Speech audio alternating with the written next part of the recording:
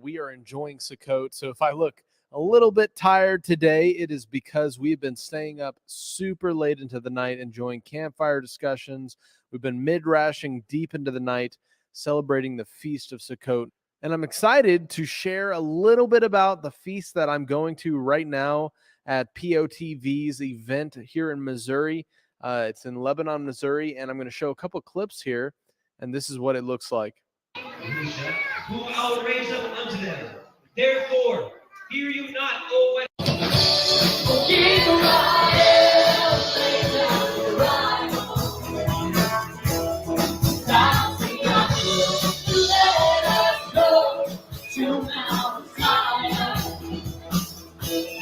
praising the Lord, O Israel, lay down your right, oh, and down to Yahweh, let us go to Mount Zion,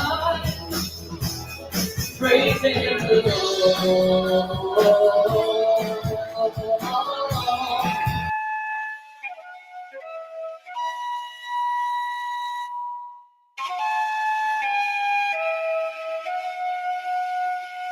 You know, the thing that's interesting about Sukkot and why I love celebrating it and why I've started to apply it to my faith walk is because it's a fantastic time to come out of the Babylonian system, the system of the world, the brainwashing, and the rat race that we've all been kind of born into. And what's interesting about Sukkot is the time frame that is most likely for the birth of Christ. So you can throw out the beast feasts like Christmas and Easter and Halloween, right, which the modern world continually practices. And not even half of evangelical Christianity identifies and practices the observance of this appointed time, which is actually commanded in Scripture. We see it in Leviticus 23. It's referred to as the Feast of Yahuwah, right? And so what's interesting about this time is it's a time that you go and you camp. And if there is a societal breakdown, it's a really interesting parallel to the Most High preparing his people to come out of places that will be a curse to live in, if you know what I mean. And let's go ahead and read here in Zechariah what a lot of evangelical modern Christians don't recognize is the fact that the Feast of Tabernacles will be kept when the Messiah returns. So why aren't we doing it now? And that's what we've come to realize is that this is now a practice for what is coming in the future. So let me go ahead and read some interesting scripture here in Zechariah 14. And it says here, and the Lord, or Yahuwah, shall be king over all the earth in that day, and there shall be one Lord, and his name one. And all the land shall be turned as the plain of Geba to Rimmon, south of Jerusalem, and it shall be lifted up. I'm going to skip ahead a little bit here, and we break down here, and it says, and it shall come to pass, this is after the Messiah returns. He's ruling and reigning over the earth in Zechariah 14:16. And it shall come to pass that everyone that is left of all the nations which came against Jerusalem shall even go up from year to year to worship the King, the Lord of hosts, and keep the Feast of Tabernacles. And this is synonymous with the Feast of Sukkot, the 8-day festival found in Leviticus 23, where we dwell in booths, we go camping, we spend time with one another, joyously celebrating before the Most High. And I can tell you, we are having an absolute blast. And I'm so excited to share with you guys some footage of the Feast of Sukkot. Let's go and check out some imagery here. We always kick off Sukkot, of course, with setting up our tents. And it was really cool. I was able to be part of setting up one of the biggest tents I've ever had the pleasure of putting hands on. It's a enormous tent that was given to the POTV ministry. And you can see here I'm like surfing this enormous tent right before it's about to go up. It looks like a giant wave. And when you see what the tent actually looks like after it's been put up, it is absolutely beautiful, enormous on the inside. And I'm just going to give you a little bit of a taste of the ambiance that we're experiencing when we come into the tent during the festival potlucks, or if we're going in to celebrate. Now, this is a picture of all the guys who were involved setting up the poles. So this is our campsite, and my daughter sitting out front. We have our RV, and we're setting up our little canopy here. And Sierra's getting us all set up to get ready for the experience. Having a blast here, getting things put together. My dog Zayla came with us, of course, this time, and we have a good time introducing her to all the other animals here at Sukkot. This is kind of what the tent looks like as it was being propped up. And here's our setup, of course, after we got finished setting up the whole site with lights and our chairs and tables for cooking. And here is the beautiful river that we are camped beside. Here's Aaliyah and I enjoying the cool water, and we're going to do baptisms later on. It's a great time for rededication and remembering, all about the Messiah. I mean, this would be the time that he is born, and so if you, value who the Messiah is in your life, this is a great time to remember him, remember uh, the Son of the Most High, right? And to remember what he's taught us, to follow Yah's commandments, which is something that was very dear to Rob's heart. Here's my daughter, of course, again. We're sitting in the river, just enjoying the cold. It's really a reflective period where we can think about what the whole year's brought. There's my little baby Xena, enjoying the outside.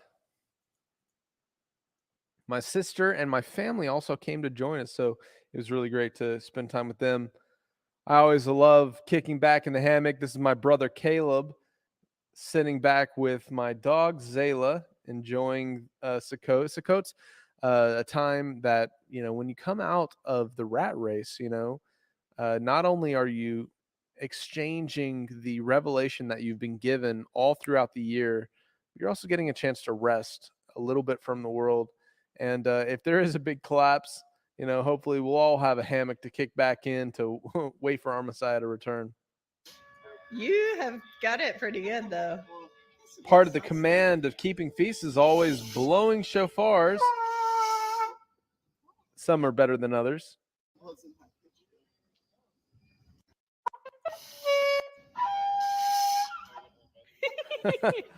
We always enjoy blowing the shofars.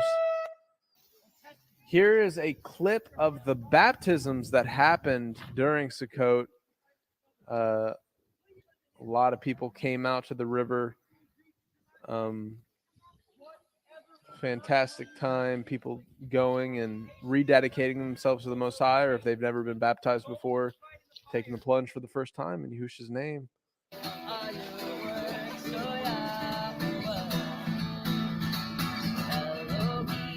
Had some awesome guitar work and singing from Lyndon of Left and Right Ministries. He's done some worship for Virtual House Church, kind of serenading everybody while they're getting baptized.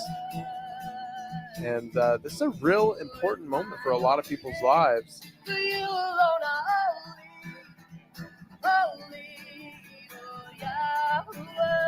There's nothing better than getting into nature and reflecting on the Most High and his ways.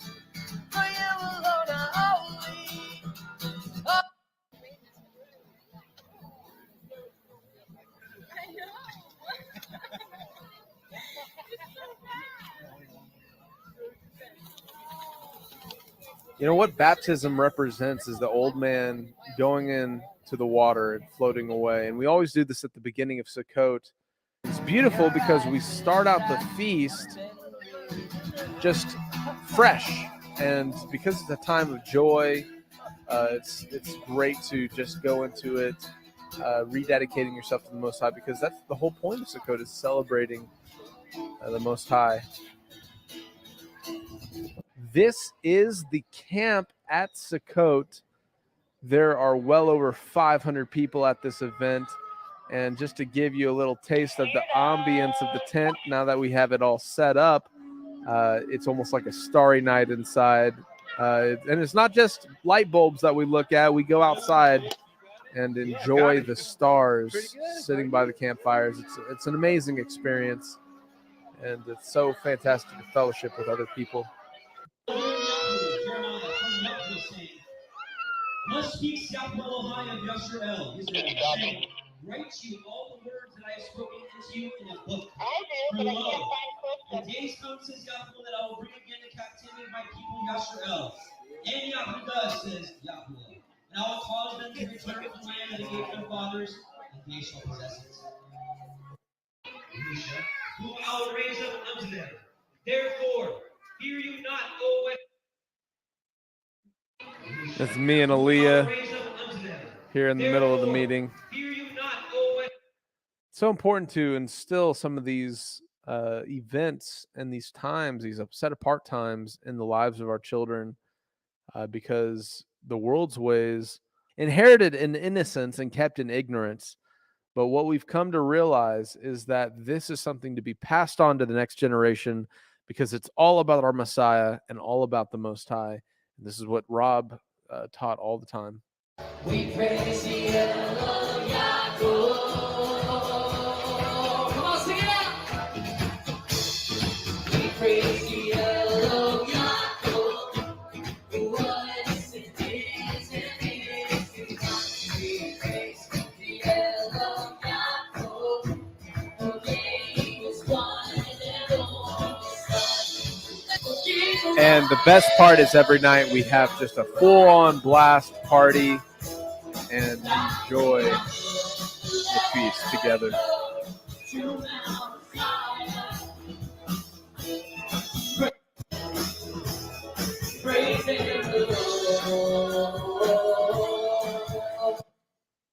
Here's some of my family that was able to join us for Sukkot. Staying up late, of course, you know, we're always tired, but and one of the reasons I probably sound so tired in this recording. Sukkot is a wonderful feast, and it's such a tragedy that the enemy of our souls, right, has blinded the church at large to this very integral and important celebration, which is the very time that the Messiah, Yahushua, was born. And it's also the time that we are commanded to be joyous above all other times. And what are we missing out in the Christian church at large by rejecting these things that we call too Jewish, right? Even though when the Messiah comes back, all nations will be coming up to celebrate the Feast of Tabernacles, as we read in Zechariah 14. And how about we do what Rob Skiba suggested, right? He said, ditch the beast feasts and celebrate the 7 feasts of the Most High throughout the year. Keep his Sabbaths. It's big commandment number 4, and people don't realize there's actually more than just the weekly Sabbath. There are the yearly appointed times, such as this feast. I'm happy to share with you some of that footage because it is just so fulfilling to get around other people, and we really are enjoying our time. We have several more days. It just started this week, and so we have several more days of Sukkot to go, almost a whole week of camping and reading scripture and discussing the deep things. And what's so important about Sukkot is people from all over the country who come together to these feasts. Each of them throughout the year are being given little revelations regarding various scriptures and studies, and we all come together. It's like this big puzzle, and all the pieces form together to then kind of share the knowledge that the Most High is revealing to everyone.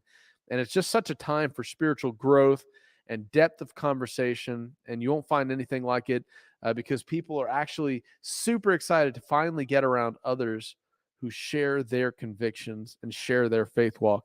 And that's why I love Sukkot so much. And I'm so excited to be there. It's a blast.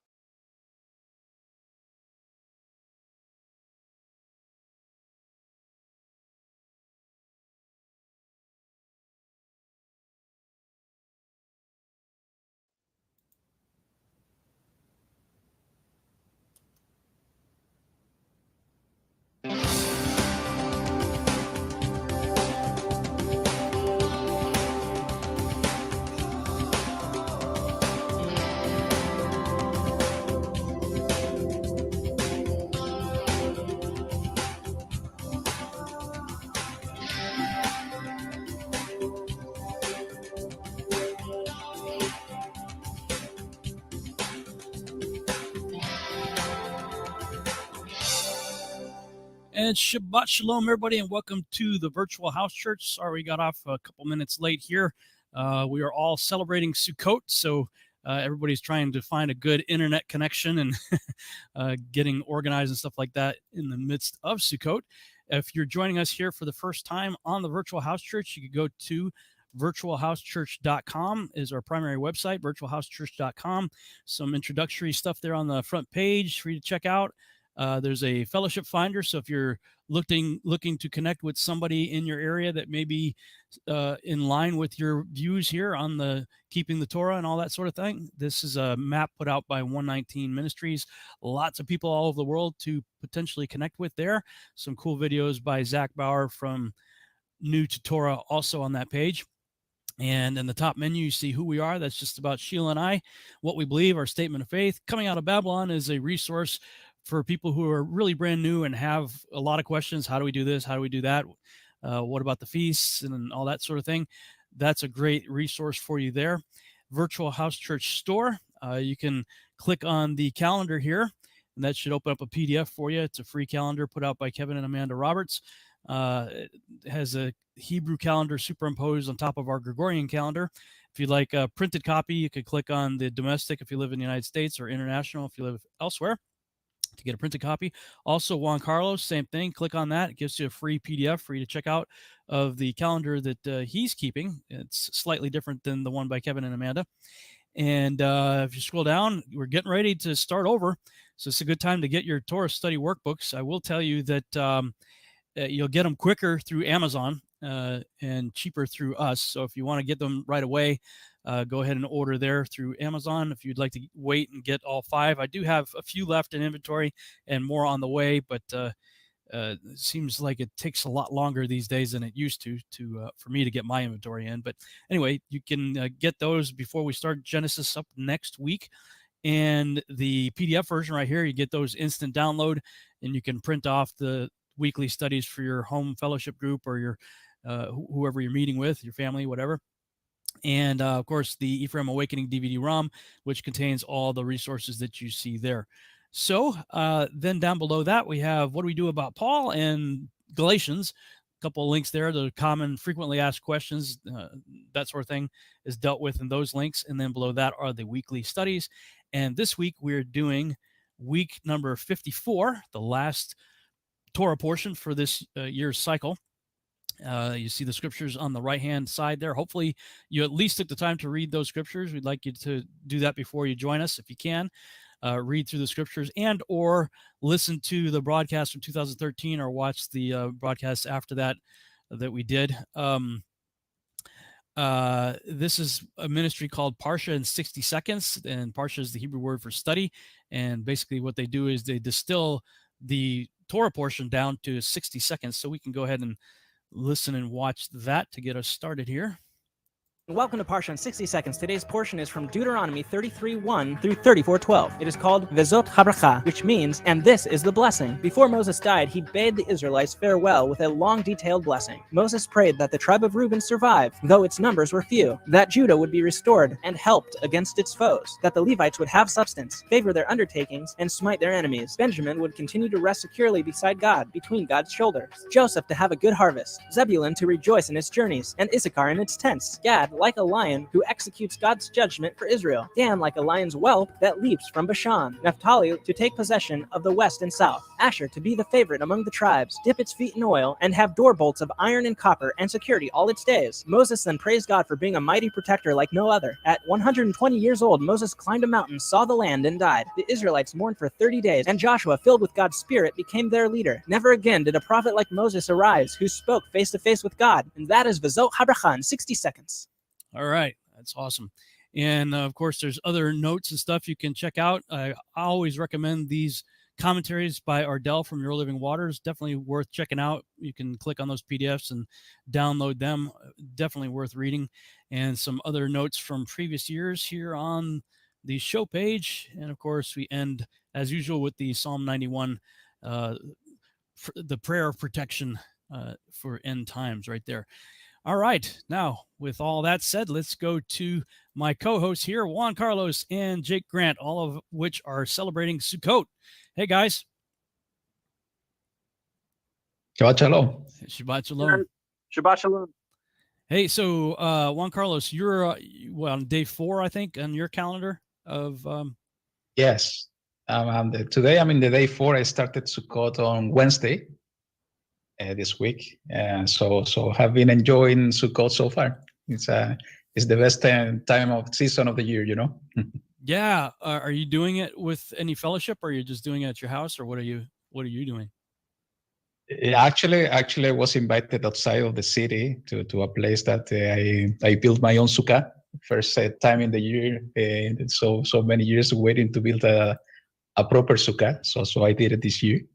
So yeah, now I'm in my apartment just to join the virtual house church. But tomorrow I'm going back to the place to keep celebrating Sukkot with the family. Very good. Yeah, we are just doing it here in our backyard right now. So, Jake, where are you doing it? You're doing it with Steve Mutria's group, right? Yeah, I'm down here in southern Missouri, here in the Ozark foothills. This is the biggest Sukkot I've ever been to. It's amazing. Nice. There's like probably 100+ people here, big families. There's more kids and families here than I've ever seen at Sukkot. So we're super excited to be here. Right now I'm connected to like a camp Wi-Fi outside of one of the offices, but yeah, we're really having a blast. We're on the first day for our calendar here, and we're just having a blast. I had my in-laws come up from Kentucky and my parents both, so we have a whole bunch of family here, and it's just a blast. Yeah, that's fantastic. Is it at a campsite, or somebody's property, or where is it? Yeah, it's a private campground at the back of a big state park here in the Roaring Rapids State Park or something like that. Yeah, it's a blast. They're actually doing tour portions right now in the big hall, and so I snuck out so I could jump on with you guys for a little while. But it's just awesome, guys. They're doing a giant open forum tour portion right now in the big hall, and there's probably 200 people in there. And Steve's reading through the tour portion and then saying, "All right, questions, comments, concerns," and they're all people shouting out different theories and thoughts and adding to the teach. It's amazing. It's so beautiful to see. Yeah, that's fantastic. Oh man, that sounds like a lot of fun. Yeah, I kind of missed that. It's been a while since I've done one with a whole group before. It's just sometimes it's really difficult for us to manage all of that. But Sukkot's generally always a good time. It's a lot of fun. And well, we're still enjoying ourselves even in the backyard, but it's not quite the same as being with a large group of people. And what I really love about Sukkot are the campfire discussions that tend to happen after dark when we go way into the night debating heavy things. That's something I really enjoy. Although the last one, I have to say, the last one that I did with a large group of people was not quite as fun as previous ones, because for some reason that particular year was the year that a lot of people started questioning Paul and worse, Yeshua. And at that time, there were a lot of people that were trying to say that Yeshua wasn't really the Messiah and that he was an idol and we shouldn't have anything to do with him. And I was like, what is happening here? And I was quite frustrated at that one. That was not so much fun. I enjoy a good discussion and love a healthy debate, but that was over the top for me at that time. So hopefully you guys won't run into that. Yeah, they made sure before everyone came here, they went out and made sure everybody was on the same page with our Messiah is the one and only Yeshua, and that we hadn't denied him. And so that was kind of the only prerequisite, no matter where you stand on round earth, flat earth, how to pronounce the name, whatever, all different types of people can come. Just make sure you haven't denied our Messiah. And that was the most important thing.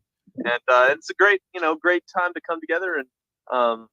And that's at least a good baseline for people to come and we can discuss all these other topics, but that's the most important one to have down for sure. Yeah, fantastic. Well, I mean, that's what I call the core essentials. So it's like you got to have that down. You got to get that right. All the other stuff, sure. Let's debate. Let's have fun. Let's have some civilized discussion about it. No problem. But glad that they did that because, man, it can get really rough if people aren't, at least united in that. Yeah, I wanted to share with you guys. Last week, the reason I missed was because we had a big national coordinated baptism, and I wanted to tell everybody how well it went. Yeah. We had 17 different ministries all over North America, all baptized people at the same day on the same time frame, and hundreds of people all over the United States got baptized in the name of our Messiah, and it was just awesome. Here in Missouri, we had probably 200 people show up, and just it was an awesome experience. It was all for us. We were all doing it before the Day of Atonement. Most of us were doing it as whether it was rededicating themselves or people that had been baptized in the mainstream church system and they wanted to do it with the name Yeshua or Yahushua, and people that had never been baptized were all given this opportunity. And man, I think I'm gonna see if we can start doing it every year around that time frame, because there was an amazing turnout. We had hundreds of people all over North America come out and get baptized, and it was an awesome show of like cooperation between different ministries and stuff. We have different opinions and different areas of study that we all focus on, but we can all come together on this core main important thing that Yeshua told us to, repent and be baptized, and that's the main aspect of the gospel. That's the first little step of obedience, is to just do that almost little silly act. With that Assyrian prince came down, and he wanted to get healed.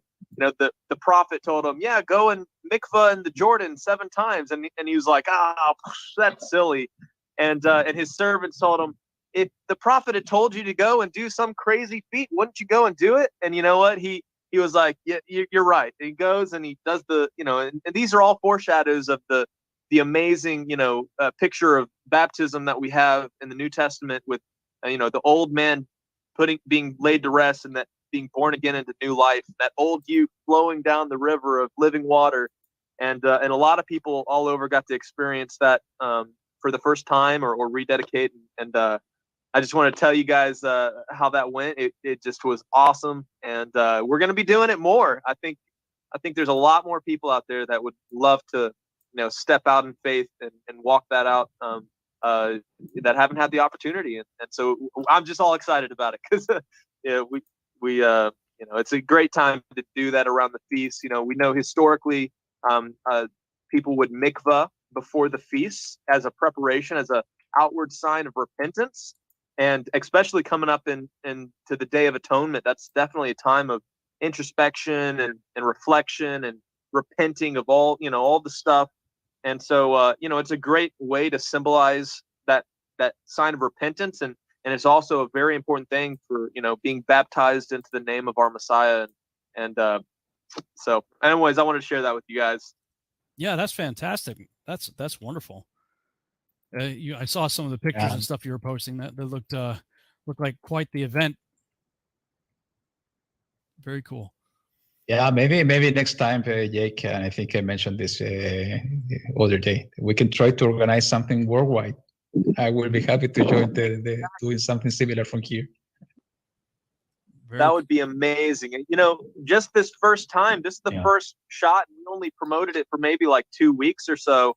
But man, if we could get people all over the world all on the same page, can you imagine how powerful that would be? It would make waves literally and metaphorically, and just all over the world, people get baptized. And I think that would be a great thing to organize in the future. And I'd love to do that. Yeah, fantastic. Okay. All right. Well, since Jake, you got to go early, we'll start with you. What were your thoughts on this final portion from the Torah in Deuteronomy? I thought it was such a fascinating parallel with the blessings of Jacob. When Jacob blessed the sons of Israel, he had various blessings. And I was wondering if you guys had looked into that. I didn't have a chance to do a comparison yet with the actual blessings in Genesis.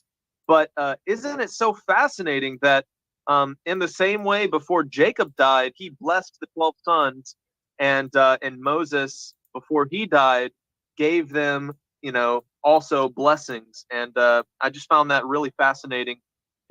I think it's important that we recognize that Moses, the humblest man who lived, right, didn't make it into the promised land. Mm. And I know we talked a little bit about this in previous Torah portions, but I think it is a very important thing, and this is tied to, we don't want to deny our Messiah, because no matter how much Torah you have, unless you receive salvation given to us from the act of dying and raising again and putting faith on the name of the Messiah, you won't get into the promised land. And that's how we have this amazing parallel in the Torah with Moses. He could get us up to the looking into it, but he didn't get us into the land. It was Yahushua, it was Joshua that eventually delivered us, delivered the children of Israel into the Holy Land.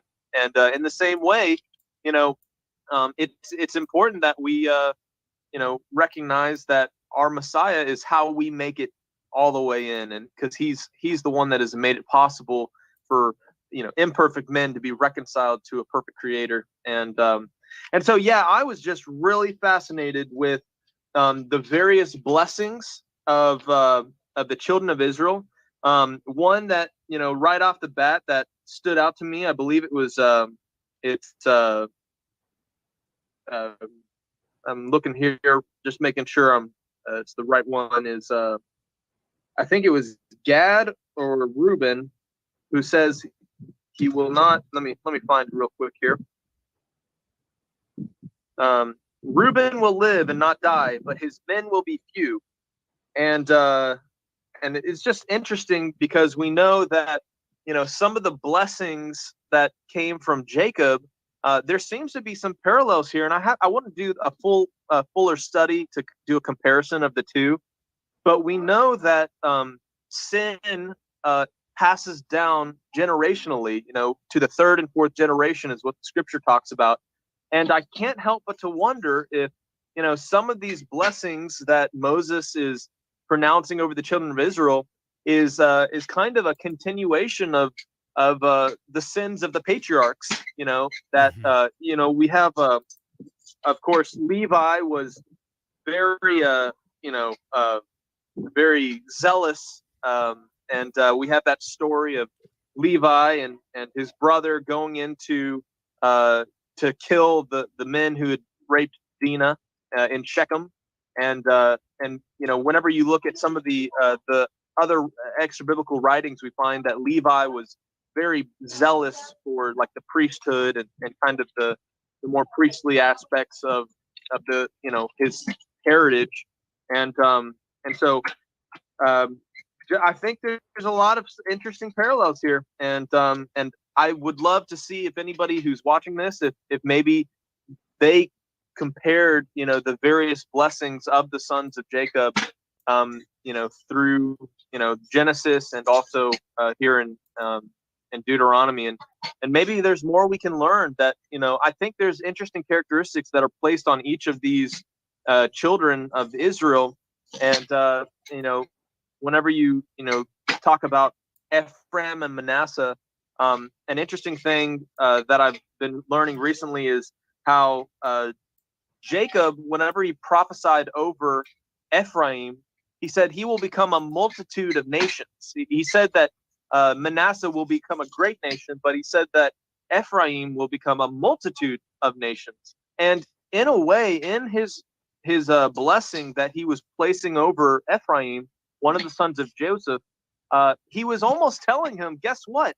Your descendants at some point are not going to be part of the nation of Israel. They're going to go off into the nations. And so in his own way, he was prophesying over them about the northern house and the dispersion that would eventually happen because of their idolatry, because that only became possible whenever they sinned, and then they were eventually cast out and scattered into the nations.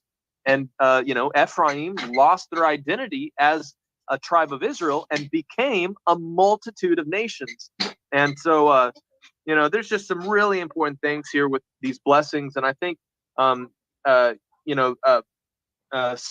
of the interesting things that I've heard, like in some of my interviews with Dr. Stephen Pidgeon in the past, he's associated with, I believe it was Gad or Simeon, with this warrior class of the tribes of Israel that would basically be scattered in the tribes, and they were always the gusto, get going, fighter types that were always ready for battle. And he eventually traced their lineage to possible ancestors of the Spartans, which is it's a plausible thing based on some of that research, but just some really interesting things about where these tribes ended up and who they were throughout history, because if these blessings are placed over them by Moses and by Jacob, then maybe we can trace some of these qualities, some of these traits throughout history, and we're able to maybe identify some of their likely descendants. And of course, we know that the tribes have thoroughly mixed in with the nations, and many have intermingled and lost their identity. But it's just very cool.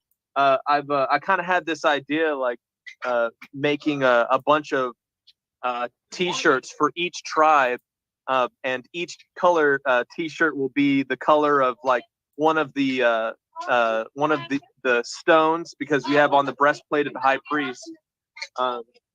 We have the breastplate of the high priest with the various colors, and like I had some cool ideas about that. But anyway, so those were the main things that stood out to me, that I just wanted to do further study in the future.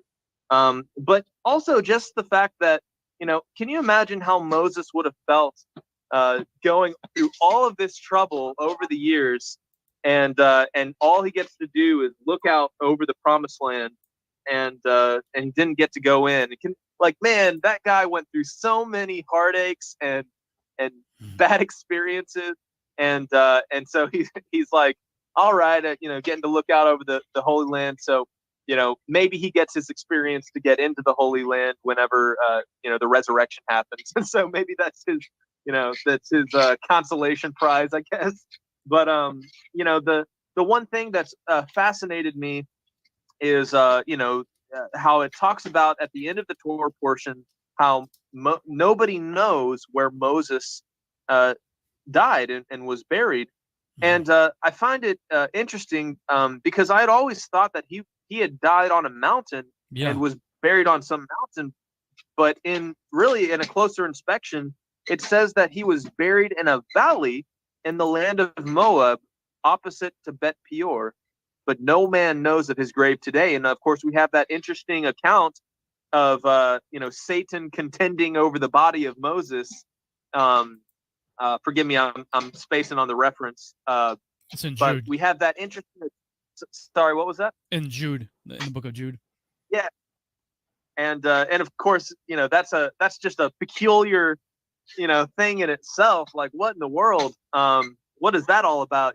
So I was wondering if maybe you guys had some thoughts of why do you think that it was important that no man know where Moses was buried, and also why do you guys believe in Jude it talks about Satan contending over his body? Like, what's all that about? It's just some interesting stuff. But it finishes off this Torah portion, the very end of the Torah, and it says, and in Israel there is not risen a prophet since like Moses, whom Yahuwah knew face to face, and all the signs and his wonders which Yahuwah sent to him to do in the land of Egypt, to Pharaoh, to all his servants, to all his land, and all that mighty hand, and all that great awe which Moses showed in the sight of all Israel.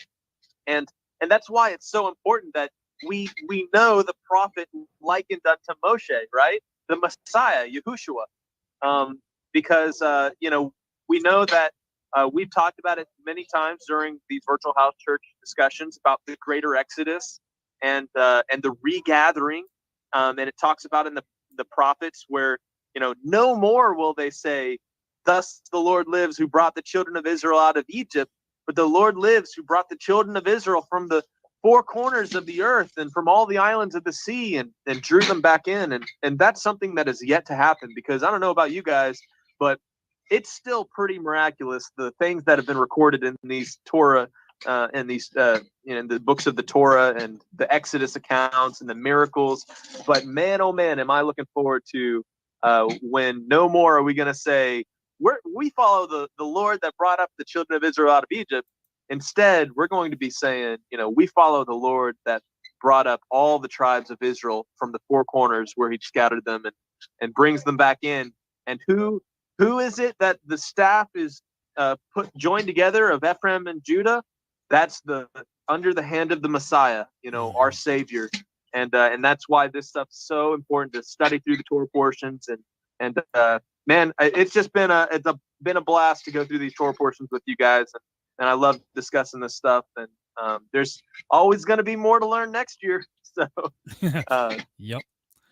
Yeah, for sure. I mean, we are doing this, over 10 years now, and we're still getting stuff out of it. Same thing as you, Jake. I always thought it was in the mountains, but it says very clearly it was in the valley that Moses' body was buried. I'm like, how did I miss that? I mean, we discussed it in, I think it was the 2016 broadcast, where it was kind of a revelation to us as well. We're like, but yeah, I'm with you, man. I don't know what to make of that passage in Jude, and it's been a bit of a quest for me to try to find what text was it that the author of Jude, that presumably Jude himself, was referring to. Like, where did he get this information, and what was that all about? I mean, the only thing I can speculate on that would be that they would probably want to worship it.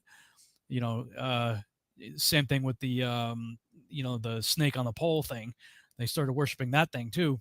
So maybe that's a reason. I don't know. I did think it's kind of cool though that Moses kind of got to go into the land with Yeshua in the Mount of Transfiguration. Now, this is really on the border for them. This is this southern Lebanon, northern Israel. Actually, I don't know. Maybe that is still considered part of the, right now the current borders are not the biblical borders of Israel, the promised land. So I'd have to go back and look at it and see if Mount Hermon is within the promised borders or if it's outside of it. At any rate, Mount Hermon, I believe, is the Mount of Transfiguration, because it's right there at Caesarea Philippi where Yeshua stopped his disciples and said, "Hey, who do men say that I am?" And it says, right after that, he took a few of his disciples up to the top of a high mountain. Well, it's by far the highest mountain in the region, and they're already there. So many scholars believe, as I do, that Mount Hermon was the Mount of Transfiguration. In fact, even to this day, right now there's a UN radar outpost on Mount Hermon right across from a cross that is there to establish the believed site of the Transfiguration. So I've always found that pretty cool that Moses at least got that far, and to go there and be there with Yeshua, who was the prophet like unto Moses. So I've always been fascinated by that. Juan Carlos, what are your thoughts? And after Juan speaks, Jake, if you need to go, we can go ahead and do the vote real quick. So everybody, while Juan Carlos is talking, please go to robschannel.com/VHC-logo. If you haven't already, I'll put the link again in the chat room, and you guys can give your final vote. And what's going to happen here is you guys are voting for what will amount to the top 5. And so you guys are the votes, the people, and you might think of us as like the electoral college if you want to, because then we're going to, regardless of what you think is the number 1 of the top 5, we're going to go in there, look at the top 5, and then we will decide what we think. And I guess we'll let Juan, Carlos, and Jake go first, and then I'll be the tiebreaker that either confirms or denies what you guys come up with. All right. So with that said, Juan Carlos, what are your thoughts on this week's Torah portion? Well, I think we shared with Jake many similar topics regarding what's interesting in this portion, Rob. And myself, I have not done the clear, deep study on the blessing here, and I think I have my notes here in the scripture that is something really interesting to go and study more deeper details because of the different parallels between the blessing given by Jacob and also the blessing to the whole Israel, and to see what's the different blessing to the different tribes. You know what caught my attention, and this will deserve, as I said, a deeper study, that the only 2 tribes that got a bigger blessing or more extended blessing was the tribe of Levi and the tribe of Joseph. Yeah. So this is really interesting considering the importance of the tribe of Levi.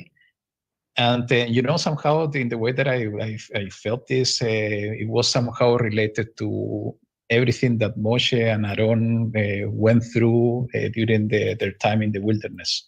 The rebellion of Korah and so on. So most probably somehow was also a reinforcement of the position of the Kohanim by being the one leading the people on the way of Yahuwah. But, as Jake said, I think this deserve a more deeper study just to understand what are the parallels and how this applies to all of us today. Even there are few items here in the first 3 verses that I'm quite sure that this is related to the end times. When we read in the verse 2 that the Yahuwah he shone forth from Mount Paran and came with 10,000 of set apart ones. It resonated within me to something similar that we read in the book of Yehuda, the book of Jude. He's rephrasing what is written in the book of Enoch, that Yahuwah will come with thousands of myriads of the set apart ones. So there's some kind of a parallel there that it will be interesting to study. So, but what specifically got my attention is what I wanted to share today. Is in the way that is the chapter 33 is finishing, and it's resonated really much on me because somehow it's a message for all of us in these last days. And I want to read it to you guys. This is in the verse 26 to 29 of the chapter 33. And it says the following: O Yeshurun, there is no one like Elohim, riding in the heavens to help you, and on the clouds in his excellency. The Elohim of all is a refuge, and beneath are everlasting arms. And he drives out the enemy from before you and says, destroy. Thus Israel dwells in safety, the fountain of Jacob alone, in a land of grain and new wine. His heavens also drop down dew. Blessed are you, Israel, who is like you, a people saved by Yahuwah, the shield of your health, and he who is the sword of your excellency, and your enemies are subdued for you, and you tread down their high places. When I was reading this, by studying this portion, as I said, it resonated that much within me because we are living so complicated and difficult times lately. And this year that we have been discussing about this previously has been, I think, for all of us around the world, very difficult. And we see how the darkness is increasing and increasing every day. And we, the ones that we want to keep on the way of Yahuwah, keeping the narrow path, is getting every day more difficult. It's a hard-pressed walk and way. And, these hard pressures are increasing and increasing every day. And we know, Jacob was referring to just a few minutes ago about the second Exodus. We know that in the last days, this will continue increasing, these difficulties and so on.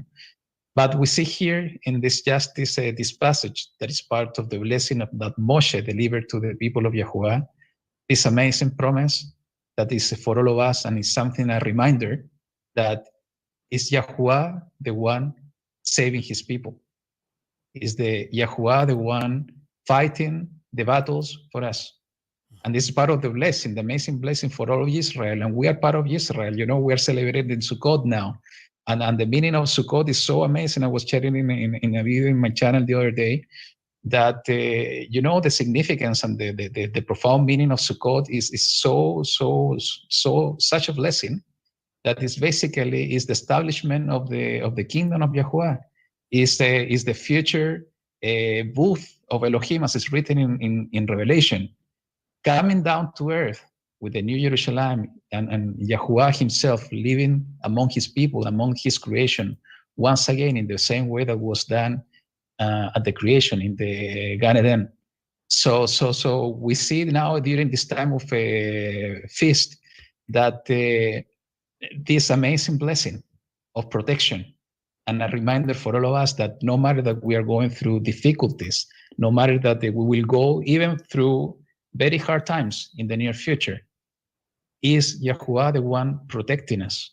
Is Yahuwah the one that is acting as the strong tower, the refuge for all of us? It's just a matter for all of us to believe in these promises.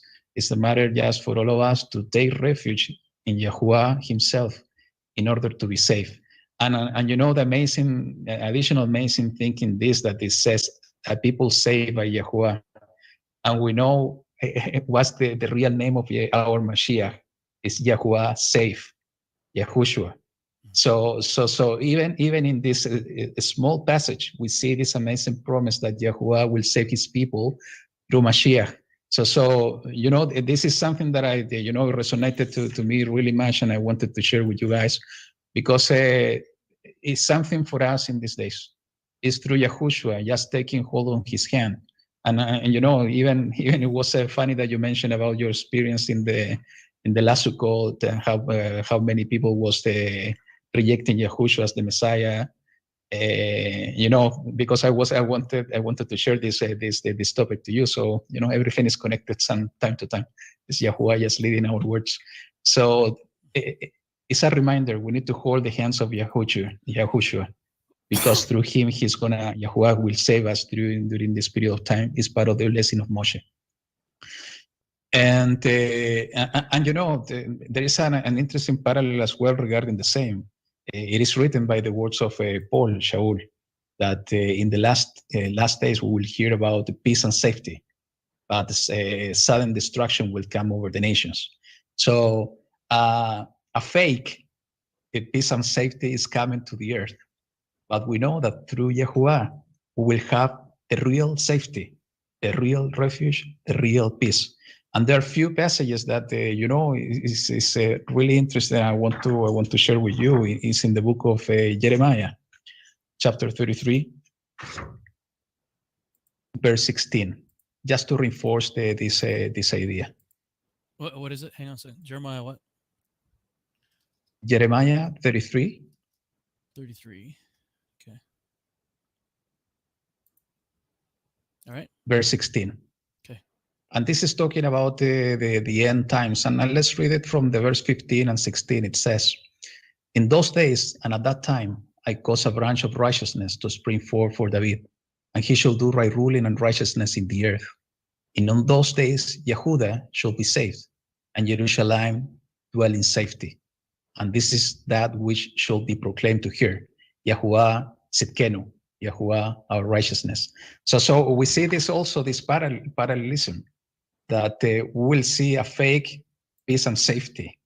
But you know, just by reading this amazing blessing at the end of the blessing of Moshe, that the real safety and the real peace, we will have it directly by the hand of Yahushua, when the kingdom of Yahuwah is going to be established. And this is the amazing connection as well of what are the feasts that we are celebrating now.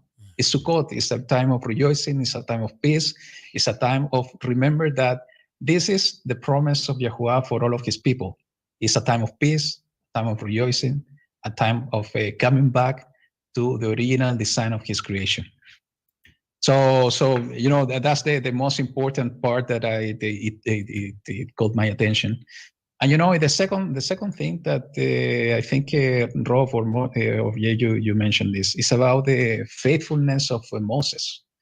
You know, he wasn't able, and I was sharing with you previous weeks ago, that about what I think is going to happen to Moses. He wasn't able to go and pass over to the promised land. But you know, he died on the mountain. He was buried, as you properly said, and this is also amazing, in the valley. And it's my belief that when Moses is going to be resurrected, it's going to be like closing and opening of eyes. It's just going to sleep and waking up at the following day. So for Moses, it's going to be just these 2,000 or 3,000 years or so. It didn't exist. It's just the next day. So he's going to be able to pass to the promised land by the hand of Yahushua, no Yahushua ben Nun, by the hand of Yahushua HaMashiach. So, but even in that situation, that Moses was not able to pass to the promised land in that time, he endured till the end. Because our emotions sometimes plays against us, especially when we are going through the difficult times. And Moses could decide by then, okay, and I will not continue leading these people. If I'm not going to pass over the promised land, why I will continue doing so? But he was faithful till the end, even when he knew that he was not going to pass to the land. He took his commitment to Yahuwah until the end, and he was walking and running the race till the end. And there are so many parallels on this faithfulness of Moshe that we see in Yahushua himself. And this is an example for all of us. We see a lot of the fruits of the Ruach, the fruits of the Spirit, in the character of Moses. And in the same thing we see in the character of our Mashiach. And this is, I think, the main takeaway of this passage from my point of view, because it's the last one from the book of the Devarim. We have been going through the entire the portion of the Devarim, how Israel were walking in the wilderness, all the experiences they went through, the difficulties that Moshe went through with these stiff-necked people. But even so, he stood and he was faithful to Yahuwah until the end, showing this self-control internally, with the exception of what happened in the water of Marah. Even being a really peaceful guy, in the same way that Mashiach was. So all the fruit of the spirits we see in Moshe. And this is an invitation for all of us, that even that we go through difficulties in our lives, in our day-to-day, that we need to see this example in Moses, that we need to see this example in the servants of Yahuwah through the scriptures. We need to see the example and the character of Yahushua HaMashiach, and we need to imitate them, because this is what Yahuwah is expecting from his children, from his people, from his sons. So and this is also connected to what I said before. We will go through difficulties. We are going already through difficulties, but we need to remind ourselves those examples, that even that we are going through difficult times, we need to hold fast to the hand of Yahushua. We need to hold fast on the purpose of what Yahuwah called us to his way, and to endure until the end. This is one of the main takeaways from my point of view, and the examples of Moses to all of us. So I don't know, guys, if you want to comment on these points. Yeah, very good. Jake, any Awesome. comments on what Juan Carlos had to say? Yeah, just one. I wanted to throw out one quick parallel between Moses and Yahushua that I never really understood before, but it just recently kind of dawned on me with this whole baptism thing, and it'd been kind of on my mind and stuff. But the process by which Moshe was named was the daughter of Pharaoh. Okay, named him Moshe, which means being drawn from water. Okay. And so, in the same way, we have Yahushua, whenever he went and he got baptized by John the Baptist, says, "This is so that all righteousness may be fulfilled." Yahushua also was drawn from the water, and he heard from heaven that voice that says, "This is my my son with whom I am well pleased." Right?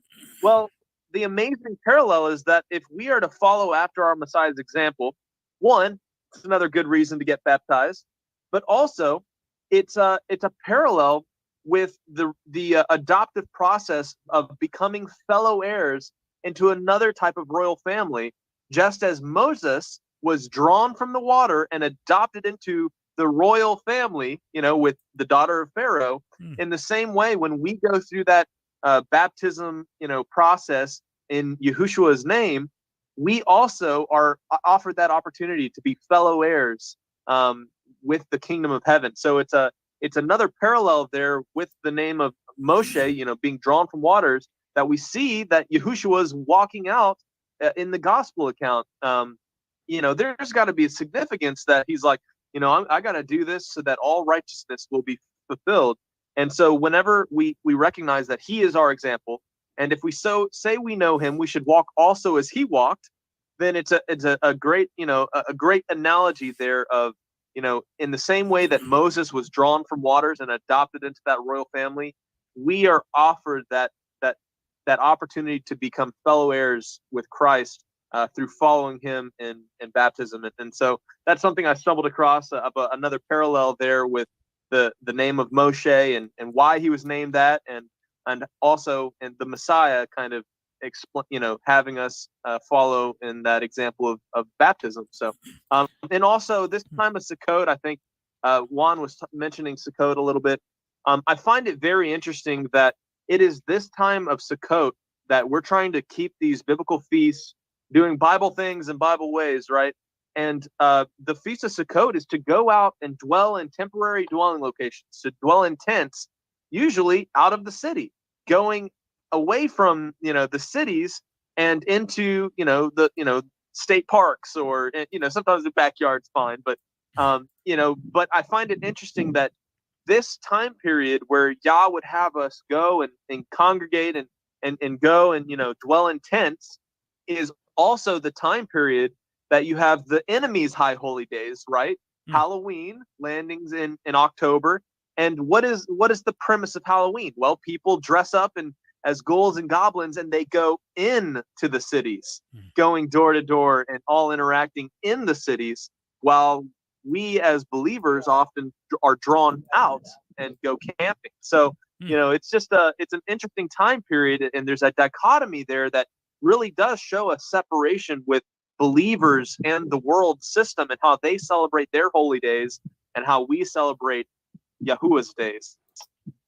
Yeah, boy, you just said a whole bunch of stuff that's got me thinking. I'm not aware, and maybe there is an example. Can you guys think of an example of baptism or a baptism-like scenario prior to Moses being drawn out of the water?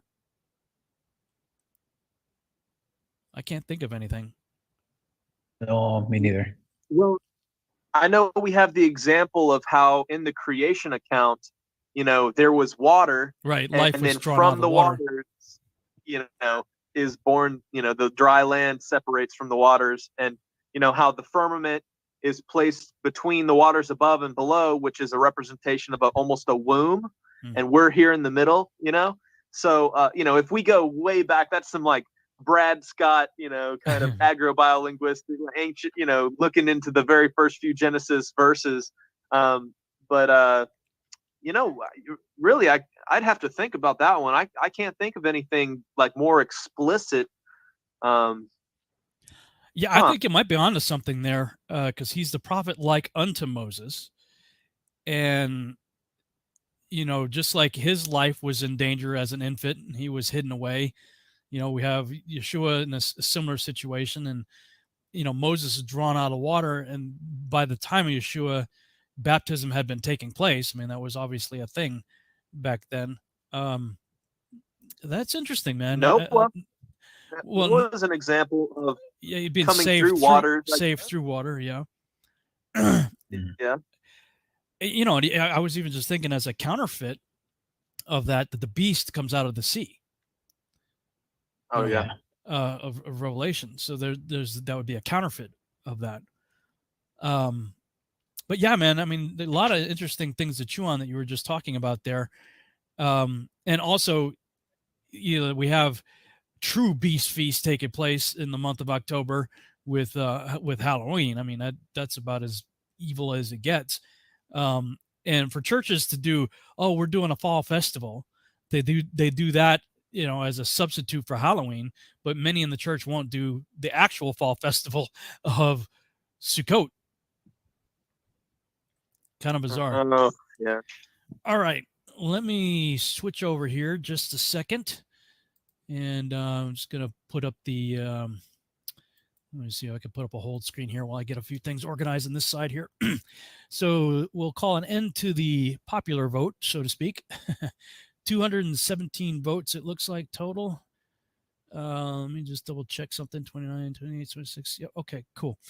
So let me share this on the screen. You guys have the other link, right? I gave it to you in the Skype chat. So let me switch over to this other screen here, and we'll get the final tally. Just a second here. Boom. Okay. Okay, so over on the Virtual House Church logo competition page, we've got a total of, let me just refresh, make sure. Yep, refresh, 217 total. So we're counting the ballots here, folks. We're not going to have any missing ballots in the garbage or in the river here. Okay, so by popular opinion, logo number 25, that was this one right here, 25 and 26 both placed in the top 10. The only difference I can tell between 25 and 26 is the highlight of the Yod He Vav He in the middle. I think that's the only difference between the two. So we had 25, 29 is for the biblical cosmologists out there. And 9 is this one here. And I already talked about 26, and 21 is this one right here. So I created a deciding the top 10 winner page. And that would be this one right here. So with the same ones, 25, 29, 9, 21, and 26. Let me just go back and look at that again real quick. Make sure 25, 25, 29, 29, 9, 9, 26, and 21. 26 and 21. Okay, so Jake, since you got to go first, why don't you go ahead and tell us which one you think is the favorite of the top 5 for you? All right, here. Am I on mute here? Oh, no, okay. I can hear you. Okay, so I really think. Okay, so for right now, I'll So I got to give one. I got to choose one. Yeah, you got. You got the link, right? So you can actually cast your vote. I don't know if I can cast my vote, but I am looking at. Okay. The top 5 here. Yeah, if you could see the top 5, there should be you should also see a vote thing on the right side of it, or scrolling down. Gotcha. Okay. Yeah, I can't see that. Cool. Okay, gotcha. All right. Should I just say which one I'm liking, or well, what? Yeah, go ahead. Go ahead and talk through your decision. Like what did you like about it, and which one do you think? Okay, so I really liked how easy to read and poppin' logo number 9 was. I did like how that stood out. Comparatively, the only other one that popped out as much to me was 28, I think, but that one didn't make it into the top 5 there. But that was my my other favorite was number 28 that had the big VHC on it with the scripture logo. So for whoever made that one, good job. I really liked that one. But if we're limited to these top 5 right now, it's between number 21 and number 9 for me. And number 21 I really liked just because I love that they have the little seats on there. Man, what a cool idea. Just tied onto the side of the logo. I really like the sheaves of wheat and the Torah scriptures and getting back to basics. So in terms of just design and for reasons of aesthetically pleasing, and it has all of the iconography that I think is great to associate with church, like the wheat and the zitzites. I kind of have settled for my vote on I believe it's number 21. Yep, 21, All with right. a close runner-up being number 9. Okay, so can you push the button for logo design 21? Okay, I will do that. Here we go. Let me know when you've done it, and I'll try to refresh here. All right. So it should say, if everything works right here. Whoa. How did it come up with? Oh, other people are voting. So other people have found this page somehow. We've been hacked already. There's only 3 people here. There's 4 votes already cast. Somebody's hacked us. We've been hacked. See, even Virtual House Church is not immune to voter fraud. Well, you guys are hearing it anyway. So since I can't use the logo because somebody's hacked us apparently. This election is rigged. It's total. See, I even tried to hide the URL so people couldn't do it, man. All right, so I'm gonna write this down physically then. Jake 21. All right, Juan, what did you pick? Oh, this is a difficult one. You know, I told you when I saw this at the eating row, I'm debating myself exactly on the same 2 that Jake mentioned. I really like the logo, the number 9. I think it's from a design point of view, I really like it. The colors, you know, it's related to a house. We are virtually joining in this house. So I really like it. I think it's from a design point of view, it's really, really good. But also the number 21, I like it. I like it very much because of the same comment than Jake. The tzit is a great point. The only fact to have the two stones over there with the commandments also is very significant and meaningful to what we're doing in the Virtual House Church. So I like it very much. So I'm gonna make your life difficult, Rafa, a little bit. Okay. So I'm gonna vote for the number 9. Okay. So you're gonna have the final decision. Jeez, I get to be the bad guy here, huh? Okay. Okay. So Juan. Okay, Jake did 21, and Juan. Did you hit the button? For 9. Yeah, I'm gonna hit it. I'm gonna hit it now. Okay, you hit it, and we'll see what the voter fraud says. Okay. You got it. See, there's 6 there now. Okay. All right. So anyway, we'll know that this has been hacked. There hasn't been 6 votes. There's been 1 vote by Jake for 21 and Juan Carlos for 9. Man, it was difficult, man. There was going back to the other page here. First of all, thank you to everybody that contributed, that played a part in this. I really appreciate it. What a great turnout. I mean, to have, what do we have, 39 here with some have multiple variations of the same logo like these 2 right here. But, you know, everybody did really cool stuff here. And I really want to say thank you to everybody who participated. Wow, very cool. And a hard decision. So that's why I want to narrow it down to 5 to make it a little bit easier for us.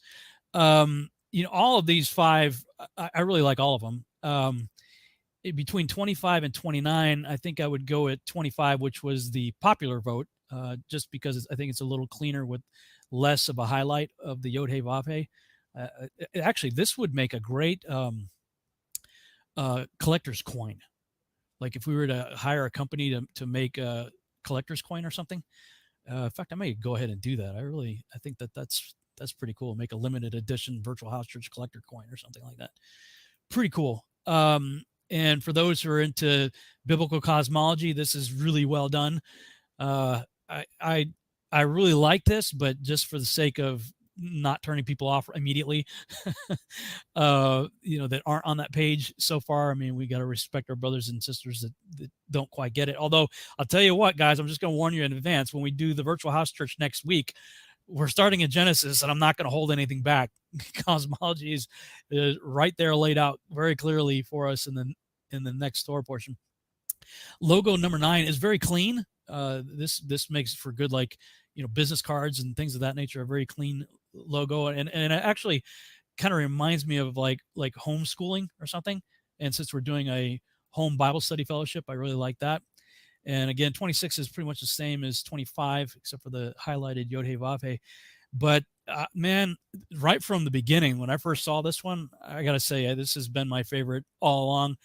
And so I'm going to go ahead and break the tiebreaker here and go with logo number 21. So logo number 21 is the winner. Yay. And if we go to the woo, yeah. And thank you I guys. don't have my shofar here, you know. I keep it in the other place and with the sukkah, so we cannot blow the shofar. Yeah. Oh, yeah. Well, Yeah.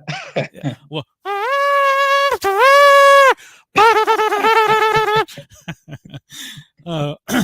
Let me go back to this, and I'm going to go ahead and put my vote in for 21, and then see what happens right here. Well, even with the voter fraud, it was still 21. So whoever threw in the extra votes still voted for 21 anyway. So 21 is the winner. And if we go to the Virtual House Church Discord page on the logo competition, let me see who did that one. That was, let me see. We'll find out who the winner is. In the meantime, I believe we promised the winner. Kevin and Amanda said they were going to give a bunch of printed calendars, I think. And of course, I was going to do the 5 workbooks. Okay, so it's a user on the Discord as White Israelite did that logo. Yeah, there we go. So this person right here, White Israelite, you are the winner. Yay!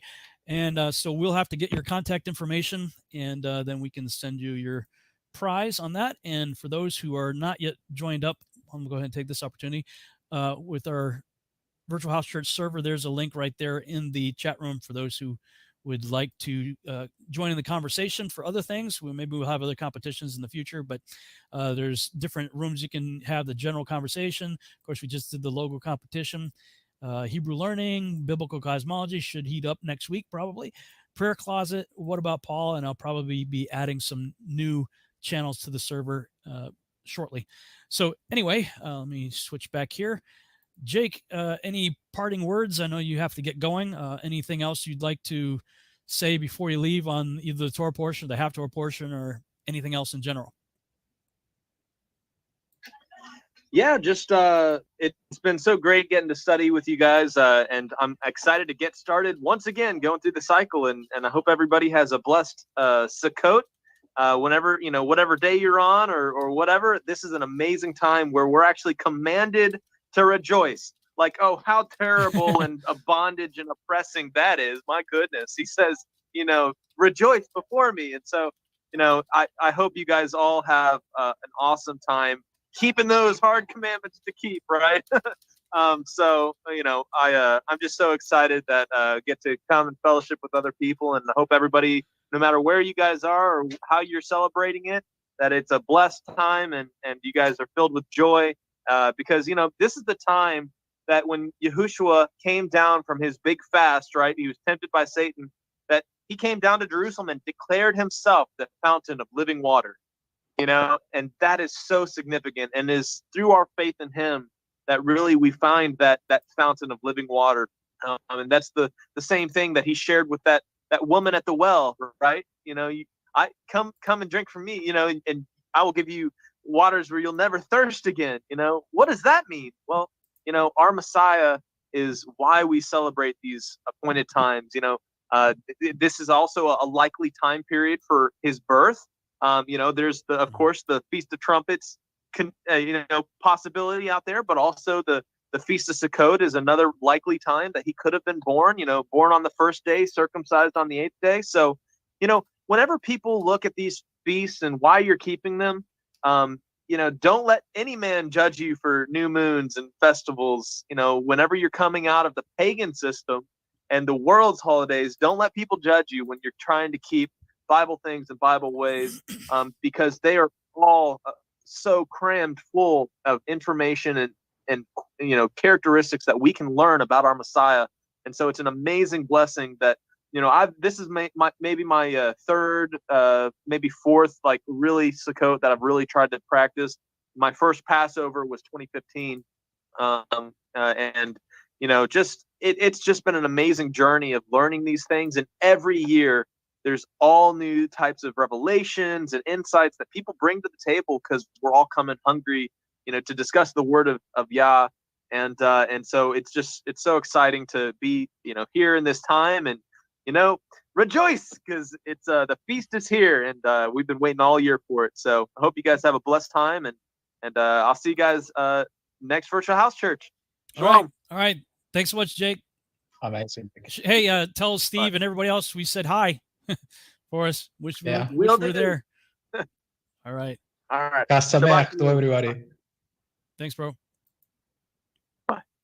Bye. Okay. Well, that was fun.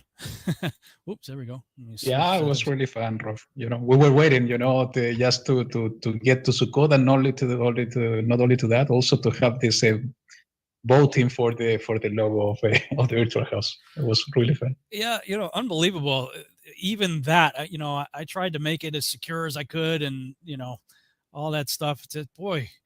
It's kind of sobering how votes. It's like our votes don't really matter, in this country, as far as I'm concerned, because the electoral college alone shows you that our votes don't really. The popular vote can be whatever it is, and the electoral college can just totally overturn it. But still, there's so much fraud going on that Correct. it's hard to know what the truth is, and it's surely going to be contested. Even here on the virtual house church, we had problems, and I tried really hard to set up a system that wouldn't get hacked and whatever. But anyway, that was fun. I enjoyed it, and again, thank you to everybody that participated. I really appreciate everything, and all the logos were really good in different ways. But I think that logo 21 definitely had all the elements in it, including the seat, which was really cool. So Yeah. I may get with the creator of that logo and maybe tweak it just a little bit as far as the colors go to be a better match for the website. Although I will say I'm also working on a new website for Virtual House Church. This was really? this website, it's been around since like 2013, and it was done on Google Sites platform. I'll probably do it on a different platform and make it a lot more of a cleaner website than it is right now. But anyway, changes are in the works and all that stuff. But back to the Torah portion. You were talking about, well, actually both you and Jake were talking about Sukkot and what it means now, as well as back then, and what it's going to mean in the future. And I think you mentioned it, or somebody, or maybe I was just thinking it. Did you mention Zechariah chapter 14? If you did, No. I think We didn't mention this. Okay, so This is quite important. This is what is written over there. Yeah. Let me switch over here to Zechariah chapter 14. Why should we keep the feast? Why? These are Moedim. They're appointed times of Yahuwah. These are not the feasts of the Jews. Leviticus 23. These are the feasts of Yod He Vav He, feasts of Yahuwah, and they are Moedim, appointed times that we are to Mikra in Hebrew, which means rehearse. Why do you rehearse? You rehearse to get it right. When there's the main event, you better know your lines and know your mark, and do what the script says. And well, we're going to be doing Sukkot in the millennial reign, and so you might as well start practicing now, because it is all designed to be set up as a foreshadowing of what's to come. And in this end times context, we see in Zechariah chapter 14, I'm going to begin here in verse 16. And it shall come to pass that everyone that is left of all the nations which came against Jerusalem shall even go up from year to year to worship the King, Yod He Vav He, of hosts, and to keep the Feast of Tabernacles. I found this interesting because it talks about everyone that is left of the nations which came against Jerusalem. Presumably, this being in an end times context, basically this is those who survive Armageddon, it sounds like. Yes. Very interesting. They will go up from and actually somehow there is also a connection with the war that's happening after the millennial kingdom. When Satan is being released once again. Oh, Gog and Magog. It's the Gog and Magog war. So also is connected to that. Yeah. So in either case, after whoever's left, after all that, they're going to go from year to worship to the King. And it shall be that whoso will not come up of all the families of the earth, all the families of the earth, not just Israelites, not just black people, not just white people. You know, there's the Black Hebrew Israelite movement out there and white Hebrew Israelism. I'm against both, frankly. I think both are completely absurd. It's not about melanin content. It's about your I heart. agree. But it says all families of the earth. It says, and it shall come to pass that whoso will not come up of all the families of the earth unto Jerusalem to worship the King, the Lord of hosts, even upon them shall be no rain. So you're not going to get any rain. And what I found, it's always interesting about Sukkot. It's a little bit frustrating when you're camping, but typically within the first 3 days of Sukkot, there's usually rain. At least every year that I've done it so far, within the first few days of starting Sukkot, it rains. And I think it was maybe it was the one that from the 2013 broadcast. I was listening to that one. It might have been that one where we were camping, and I just bought this brand new tent. I had this real nice tent, and we built a community sukkah. So we had a sukkah that Kevin got some lumber and stuff, and we got branches and all that stuff, and we made this large community sukkah for all of us to hang out in. But we all had individual tents to sleep in, and I bought this real nice big tent thing, and it rained like hardcore. Like it was just like this torrential downpour. Now we were on a lake, and there was a really nice lake house that the people allowed us to use it. And so everybody went, and I'm like, no, the commandment is to stay in your tents and your sukkah. So I don't remember if anybody else did it, but I think I was the only one that stayed in the tent, and everybody else went inside. And it came down so hard, like it collapsed the tent on me, and it was just like torrential downpour. I'm like, okay, all right, I give up. I'm going in. So, rain when you're camping is not so much a blessing, but in an agricultural society, that's a real good thing. You want that. You want the latter rains. You want the rains for harvest and all that stuff. So, it says here, if you don't go to Sukkot, you're not going to get any rain. And if the family of Egypt go not up and come not and have no rain, there shall be the plague.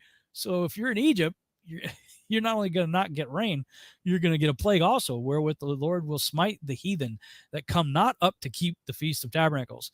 This shall be the punishment of Egypt and the punishment of all nations.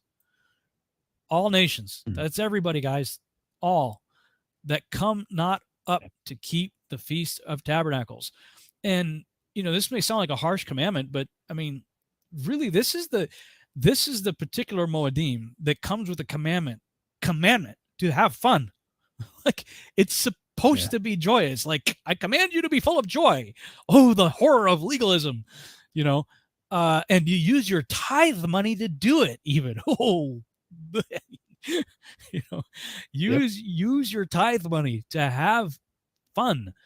It's meant to be a joyous occasion. It's meant to, but it's meant to foreshadow fellowship with the King of Kings, Lord of Lords in Jerusalem in an end times context.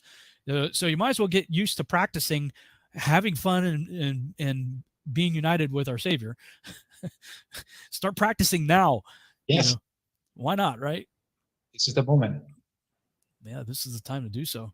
This is the moment to practice. Actually, Robert, I'm sorry to interrupt, because I always say the same, and I think this is totally connected to what you mentioned. We are not going to be able to fully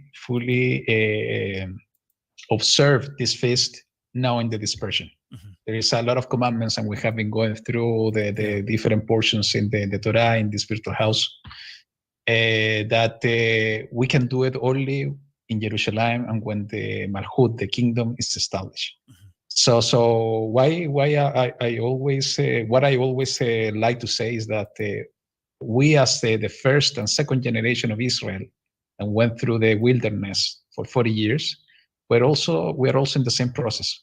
They were in the wilderness for that period of time, learning how to keep the commandments, because that was the moment to learn before they were crossing to the promised land.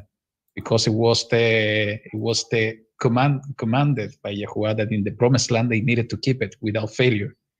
So now we're in the same process. This is the moment for us to learn how to do all of this.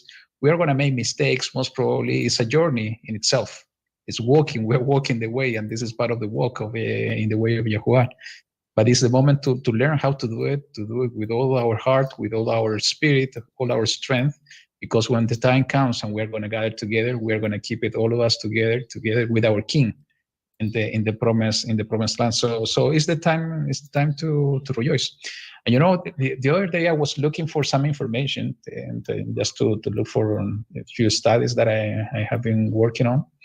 And I came to watch a video of a Jewish rabbi. And, this person mentioned something that was very interesting. I want to share with you because it's related to your experience with the rain. Everybody is waiting not to have rain during Sukkot if you are camping. And no matter where you are in the earth, maybe close to the equator, you're not going to have this kind of problems. But I can tell you, in my case, no matter that in a different season, because we are starting spring, we already started spring. This is the period of raining, the last rains. Mm-hmm. So it's quite easy to get rain as well if we go outside to do some camping. So what this person was sharing is that they are expecting during Sukkot not to have rain, not to have the experience that you had, Rob. But this is somehow it's a quite weird because everybody expects rain. Rain is a blessing in order to produce and to get the fruit of the land. But he made an interesting connection that Sukkot means Yahuwah dwelling with us, Elohim dwelling with us. As I said before, is a foreshadow of the kingdom of Yahuwah on earth by the hand of Yahushua HaMashiach. It's a foreshadow of the booth of Yahuwah, as is written, the tabernacle of Yahuwah is written in Revelation, coming to earth, and he's going to live with his people, among his people once again. But it's also a foreshadow from the past, what happened at the very beginning in creation. And that's the connection he made, because during creation, there was no rain. Mm-hmm. Rain came later, during Noah time. So there was no rain in the Garden of Eden. It was a kind of a dew or something like that was watering the land. So by the only fact of not trying to not to get rain or thinking not to get rain during Sukkot is also a kind of a reminder of how was all of this experience in the Gan Eden when Yahuwah himself was taking care of his creation and the fruit of the earth. So the second connection he made, and for me was also amazing because in the Gan Eden there was 4 rivers. Actually, the water was coming from the Eden and was split in 4 rivers, and there was multiple fruit trees together with the tree of life in the Garden of Eden, at the middle of the Garden of Eden.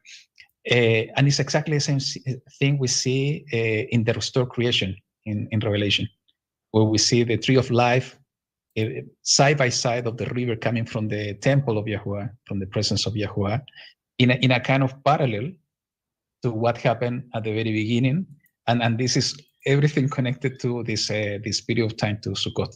So when you mentioned about rain, I just remember this what I saw, and I think it was interesting to share it. How water is so important, and we were discussing with Jack before how much important is water. Even Yahushua himself, he was declaring this in the middle at the last day of the feast, that everybody was thirsty to go to him because he has the living waters, referring to the Ruach HaKodesh. So, and we will see starting next week, when we discuss about creation, about water. There's no scripture in the creation week that says that Elohim created water. Mm-hmm. For sure, he created everything. Right. But it's not clear when water was created. Mm-hmm. So there is an importance on water that it deserves a deep study just to understand what it means. I've always been fascinated by that. Even when I was of the old cosmology mindset, looking at the creation account, water's already there. The Spirit of God is moving across the face of the waters. Like, where'd the waters come from?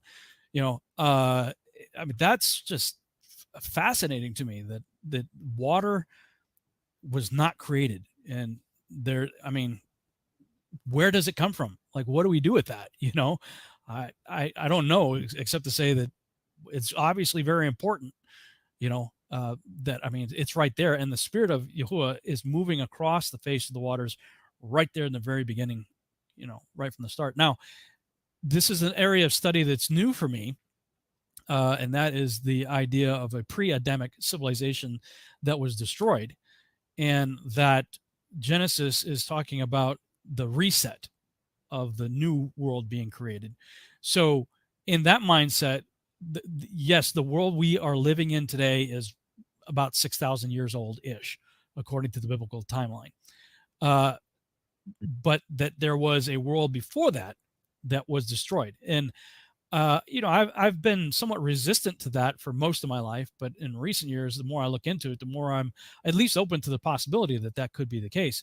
And one of the reasons why is because we see in the book of Revelation that the world that we're in right now is going to get burned up, and that there's going to be a creation of a new heaven and a new earth.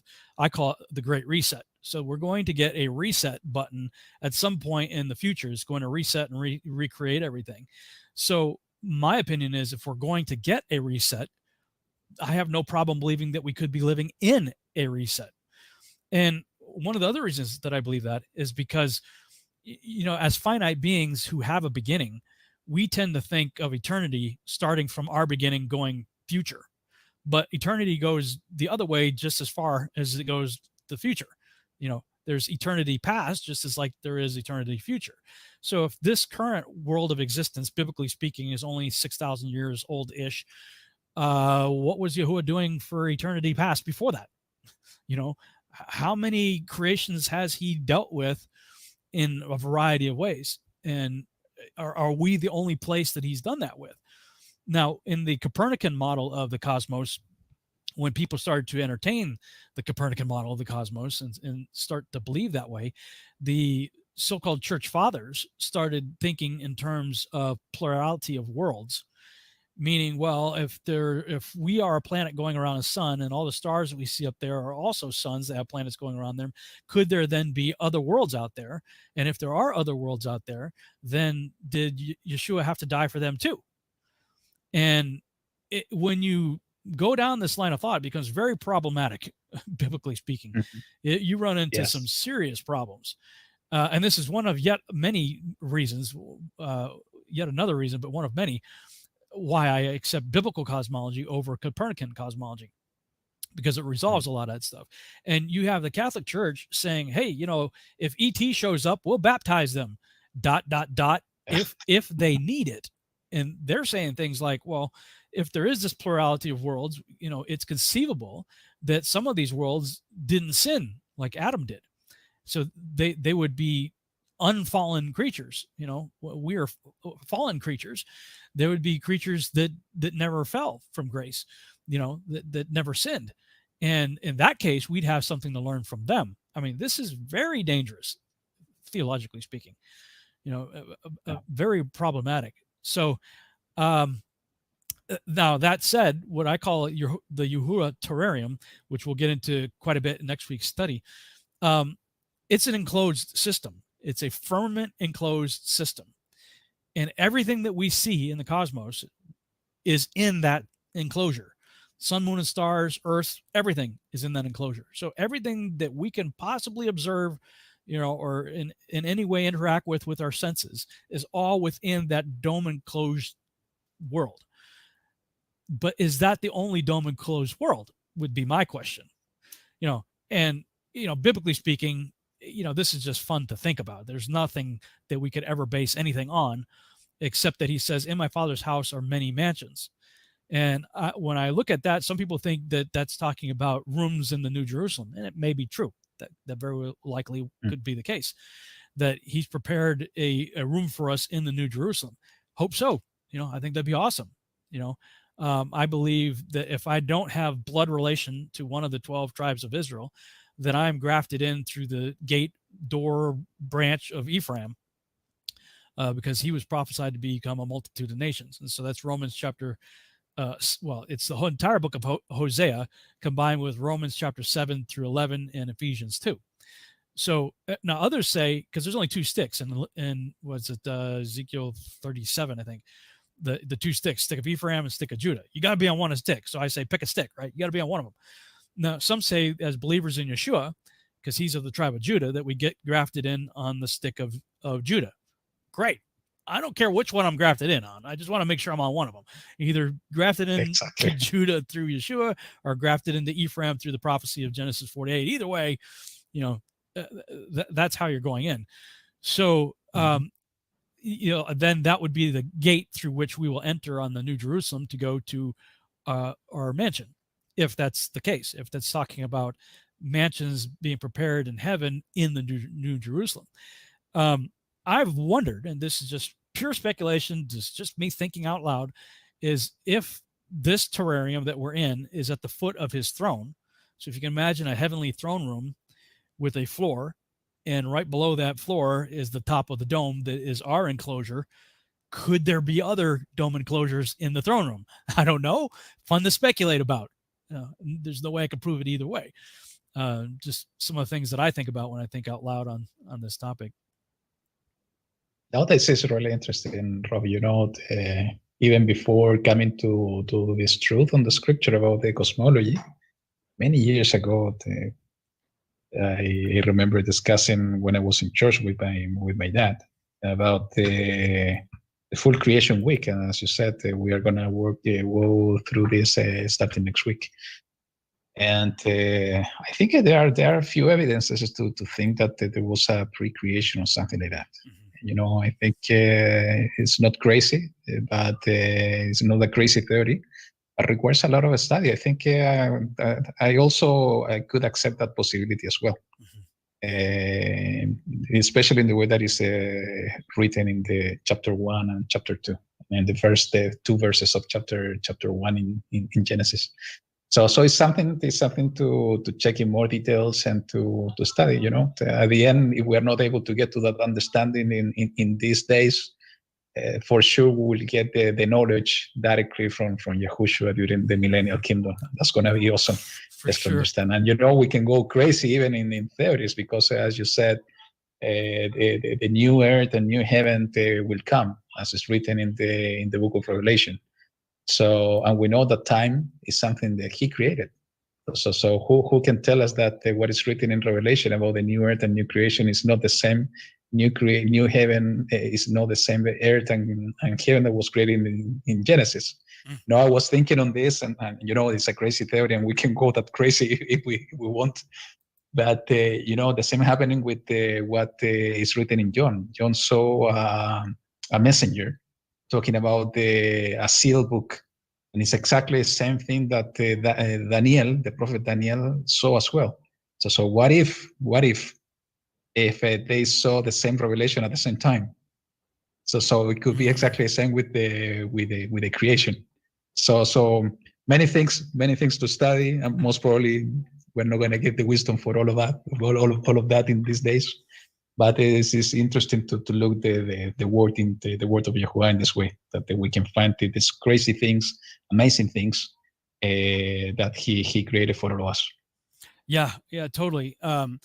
Some people speculate on some people are in the chat room are asking, why wouldn't Yahuwah tell us of a reset in Genesis if there was one? Why would he? The Genesis 1 account is written for the new creation that was about to be made. What came before? Well, there may be hints of it in Jeremiah and in other places that talks about total destruction, and that's a big topic to get into. There's a lot to look at there, but there are many topics that I have in the past said, I had already made my mind up, and I'm like, no, I'm not going to look into that. There's no reason to look into that. Well, as I get older and get grayer, I see the wisdom in taking the time to look at some of these other things. And, as I've begun to look into some of these things, I've started to believe, what, we very likely could be in a reset. There would be no reason for him to tell us that, hey, in the beginning, this is a reset. He's just saying in the beginning, this is the world that's being created.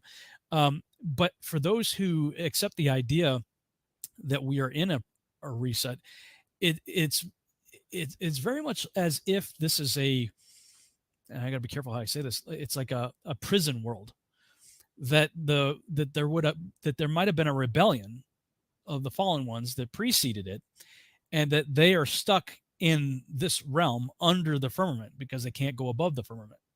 Like they're stuck here.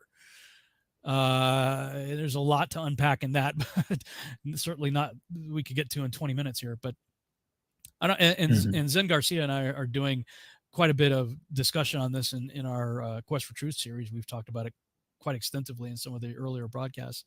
But getting back to this week's Torah portion, we're jumping ahead to next week's. Yeah, exactly. The blessings. Jake makes a good point. I would be interested to do a study of comparison between the blessings that Jacob gave over the children of Israel with the blessings that Moses gave here. And it appears that certainly in the Parsha in 60 seconds, it talked about Asher being, getting the number one blessing. And that kind of jumped out at me. I was like, that is kind of interesting. Did you have any thoughts on the blessing of Asher? No, actually, now that you mentioned, I didn't notice this. Yeah, let me go back. Actually, yes. In the version of the scripture I have, it said Asher is most blessed of sons. Yeah. That he will be accepted by his brothers and that his foot in order. Yeah, that's interesting. Yeah, and of Asher, most blessed of sons be Asher. May he be the favorite of his brothers. And may he dip his foot in oil. Your bars are iron and bronze, and as your days, so is your strength. Very interesting. Now there's a guy, I forget his name now. I met him a while back. He was reading this one day in study, and he works in the oil industry. And when he was looking at this, he shall dip his foot in oil. He began to do a study on Asher in the land of Asher, the region of Israel that Asher inherited. And, based on scripture, he decided to do a geological survey over there. He pulled some resources together, got some people over there, and went to Israel in the land that was promised to Asher. And the early tests came back that, wow, there could very likely be a massive oil deposit there, untapped in the land of Israel. And Zion, I think it's Zion Gas and Oil, I think was the name of the company that was either founded or took on this project to look for oil over there and to drill for it. This has been a while since I looked into it, but when I did, it was quite the story behind it was quite fascinating. Let me put it that way. But this guy just reading scripture and thought, I wonder, and he goes over and does some tests and came back with, wow, this could be something there. No, that's really interesting. Actually, even if we look at it in that angle, when he's talking in the verse 25 about iron and bronze, it could be related to metals as well. And by the way, I don't know in the King James how it says, but in my version it says bronze. Yeah, bronze. But when I was in one of my trips to Israel, I had the chance to visit one of the oldest copper mine in the south of Israel, in the desert. And in that moment, I learned that every time when we see bronze in the scripture, it's not really bronze. It's talking about copper. Oh, really? And you know what bronze is? It's not bronze is not natural. It's a lesion. It's a mix between the alloy, iron and copper. Yes. So maybe it could be related. Now that we're talking about the share, maybe it could be related that it's kind of blessing in metals, in copper and iron, or a share. So I'm not familiar with the chemical composition. So you're saying bronze is a mixture of iron and copper?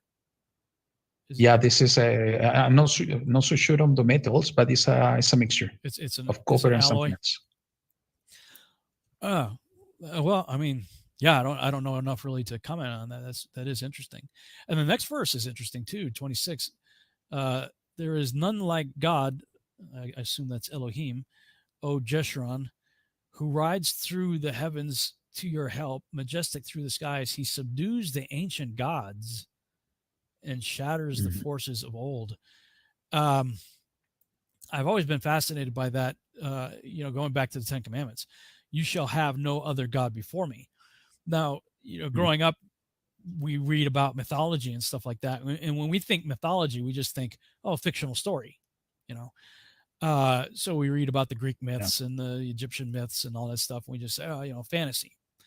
Well, but why would there be a command to have no other gods before me if that's just fantasy?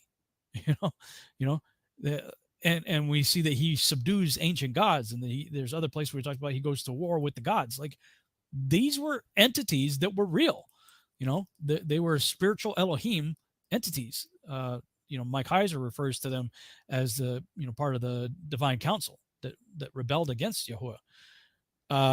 They are entities. And I saw a study that Chuck Missler had done a long time ago about the plagues of Egypt, and how each of the plagues, they weren't just random, hey, let's punish the people this way. They weren't just random plagues just for the sake of doing stuff to people. Each of the plagues was a direct assault against a different god of Egypt. So, whatever the plague was, there was a god of little g god of Egypt that was in charge of, that area, whether it be weather or crops or animals or frogs or flies or whatever. It was and the last one, the death of the firstborn, was a direct assault against Osiris. So, he's always been at war with the other gods, and again, this goes to the whole idea of a prison world, is that, if the initial rebellion that took place before Genesis 1, if those entities have been placed here for judgment, for confinement, they're still vying. It's almost like a great contest. It's like, okay, let's create humans and let them decide. We did a virtual house church. Let's decide whose God is God, right? Let the people have the variety of gods to choose from. And we see who wins in the end, right? It takes out all the gods ultimately, and every knee will bow, every knee will confess that Yeshua is Christ, is the Lord. So I don't know, interesting things to think about. Yeah, I think there is a strong connection with what you have been sharing for years, Rob, about the Nephilim.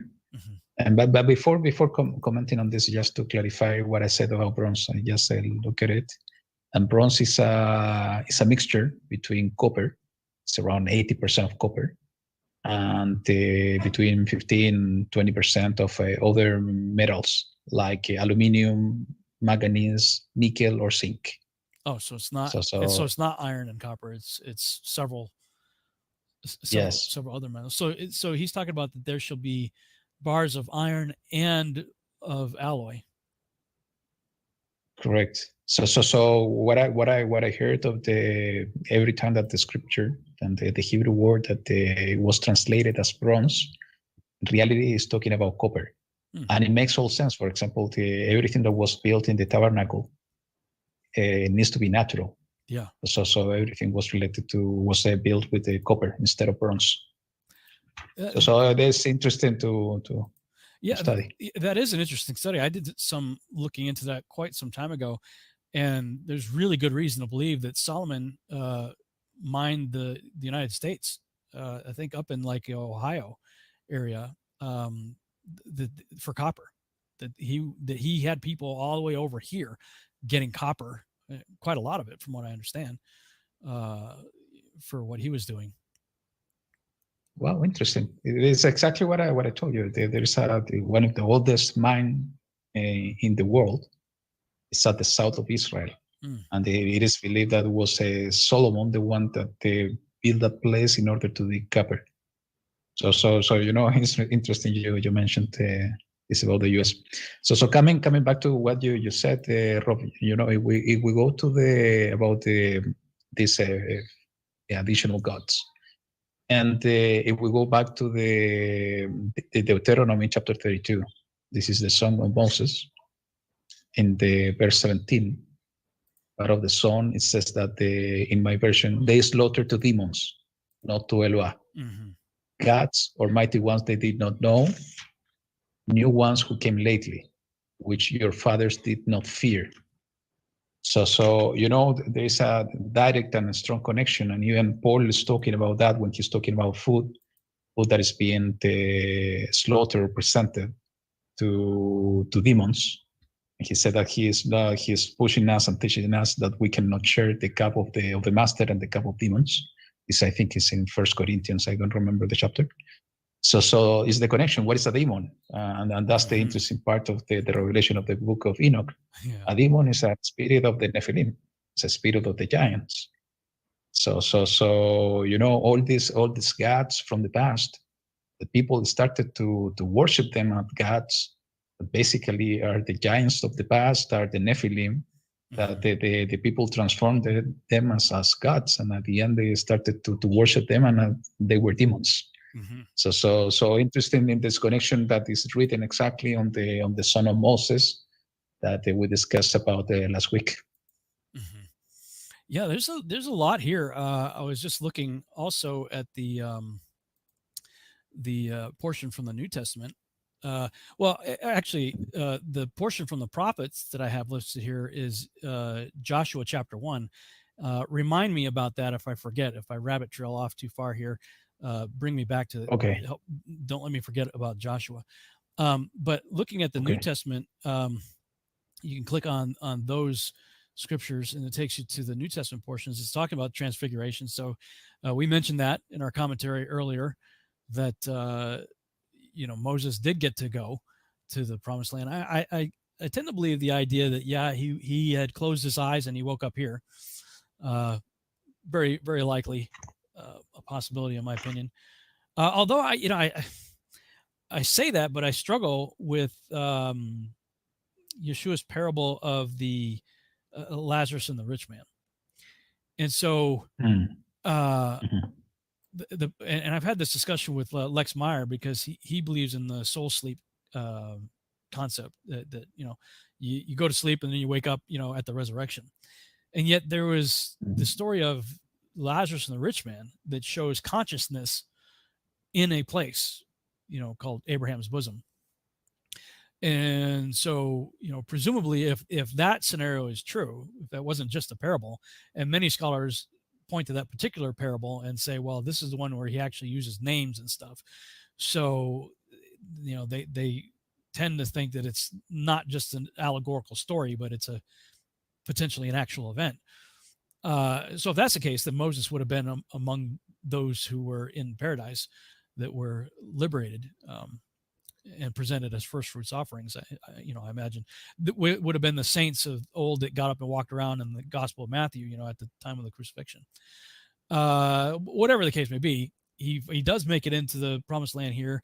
And there's several. We have the Matthew portion of it. We have the Mark portion of it, the Luke portion, all talk about the same thing.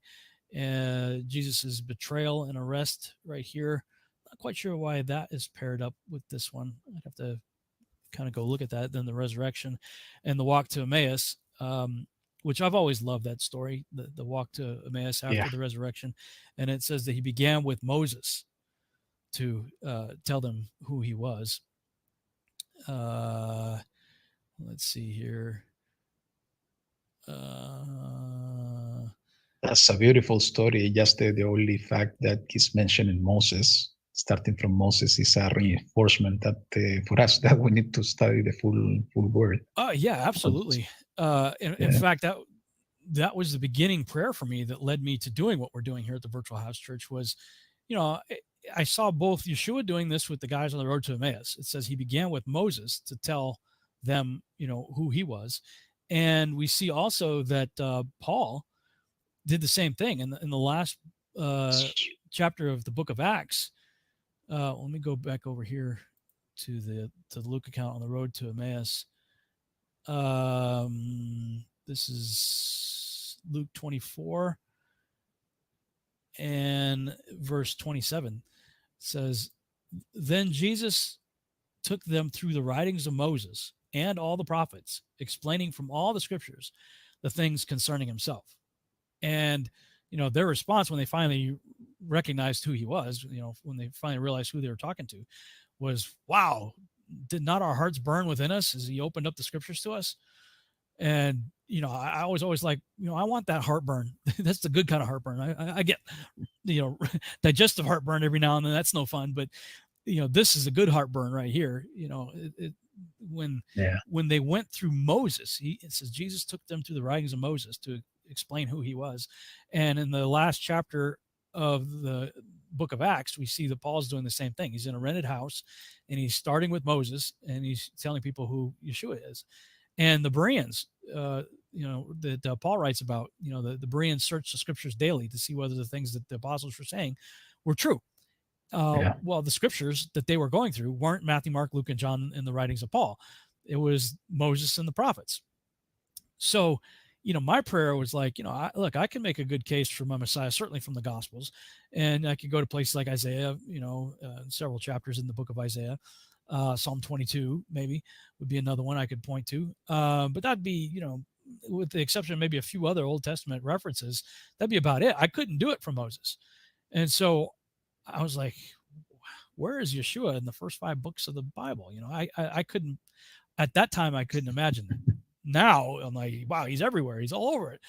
But that began my quest. It began with the prayer, like, Father, this is what this is what Yeshua did, and this is what Paul did, and this was what the Bereans were doing. Show me. Like, I want to see where your son is. Because, I came to Torah looking for Nephilim and Nimrod. Like, I'm like, oh, look at Nephilim here, giants there, hybrids everywhere. And, as I'm going crazy, finding all these cool things, in my studies on those topics, I felt like the Holy Spirit was tapping me on the shoulder. And, and Father's like, hey, my son's in there too. And wow, where? So that's when I started looking for it. Here we are, 10 years later, still doing these studies here. But it really started with that. And then there's the ascension. Then we have 2 Peter talking about the day of the Lord's coming. And we also have Jude talking about, does this one have it? Right, urge to defend. Yeah, No. and actually, before I forget, Rob, even Stephen, when he was preaching in Acts chapter 7, I think, he was telling and preaching starting from the very beginning, from Genesis. Yeah, absolutely. So I have the Jude reference here. That's in verse 9. But even Michael, one of the mightiest of the angels, did not dare accuse the devil of blasphemy, but simply said, the Lord rebuke you. This took place when Michael was arguing with the devil about Moses' body. And, I've always been intrigued by how that is worded there. Like, this is in the New Living Translation, but, even in other English translations, Jude was aware of a text somewhere that told that story. And as far as I know, I'm not aware of anybody that's found that text. If anybody out there happens to know it, put it in the chat room, because I'd love to take a look at it. Sounds like a very interesting story, because it's written very, very matter of factly. If people would have read that, like, oh yeah, we remember hearing about that. So, and then it's in the valley. Very, very interesting to know where was the source of information. I will take a look in the Dead Sea Scrolls as well, just to see if there's something related to that. Yeah, it would be interesting. I have the Dead Sea Scroll. I haven't. It's a thick book. It's like several. What is it? Almost 3 inches thick. It's a pretty thick book. So I certainly haven't read all of it, but it would be interesting. I haven't heard anybody talking about it though. I would think that if it was in the Dead Sea Scrolls, there would be more people out there, giving commentary on that. And it seems like I remember reading, I believe it was in the Maccabees, one of the books of the Maccabees, that the prophet Jeremiah had hid the things of the tabernacle in the place where Moses was buried.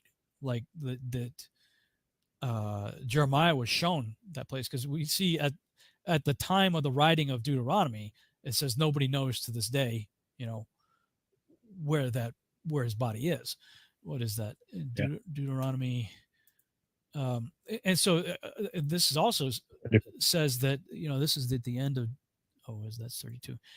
At the end of Deuteronomy. It's at the end in the chapter 30, in the 34, it says it's mentioning that. Yeah, 34. So clearly 34 could not have been written by Moses. Yes. This is written after Moses had died. So, Correct. somebody had to have, presumably maybe Joshua, I don't know. Yes. Somebody wrote this story. It says, verse 5, then Moses, the servant of the Lord, died there in the land of Moab at the Lord's command. He was buried in a valley Mhm. in the land of Moab, opposite Beth Peor, but no one knows his burial place to this day. So the question would be, when is that day? Like, how long after this event was Deuteronomy, or at least this chapter of Deuteronomy, penned? Yeah. It seems to give the indication that this may have been a while. I mean, if this happened like last week, that wouldn't to this day. Since last week, nobody, you know what I mean? That wouldn't really make a whole lot of sense. It would seem to me that some duration of time, presumably a fair number of years, have passed, at least from the death of Moses to the writing of this particular chapter, this closing chapter. Mhm. And And it's a good chance that more probably Joshua was the one writing this. it does make sense that he would be the most likely. Of course, then he says if it is Joshua, he's kind of talking pretty highly of himself here, but that's not uncommon in the scriptures either when they write in third person. But Joshua, son of Nun, was full of the spirit of wisdom because Moses had laid his hands on him, and the Israelites obeyed him, doing as the Lord had commanded Moses. The thing that I struggle with on this is, based on that right there, it says to this day. Again, it sounds like this quite some time after Moses had died. Well, there's a commandment in the Torah not to add or subtract from the Torah. Mhm. So that then begs the question, when was the Torah finished? Was it finished with the writing of this chapter, which was quite some time after everything that Moses had written? Or was this added in violation to the commandment?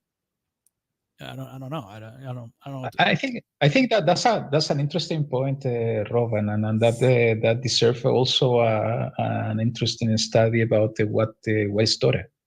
Yeah. And no matter that we call the 5 first book the Torah, it's part of the tradition that we got this from Moses. I think there is a more deeper meaning about what Torah is, and I think it's the based on what I have been studied throughout the years. Torah is the Instructions. is the group of different instruction, mitzvot, commandments. Yeah. You have different set of commandments. You have right rulings, and in Hebrew is mishpatim. You have laws, in Hebrew is hukim. You have testimonies, in Hebrew is edut, and all of that are mitzvot.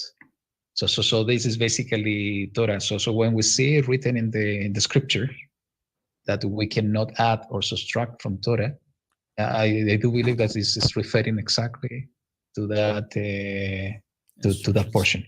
Now, that doesn't mean that the entire scripture wasn't revealed, not at all. And actually, there are so many interesting things. I don't know. You have heard about the Bible codes. Yeah. That and I think you were mentioning a few virtual house ago that if you take a look from different spaces of characters in Hebrew, you can find the word Torah.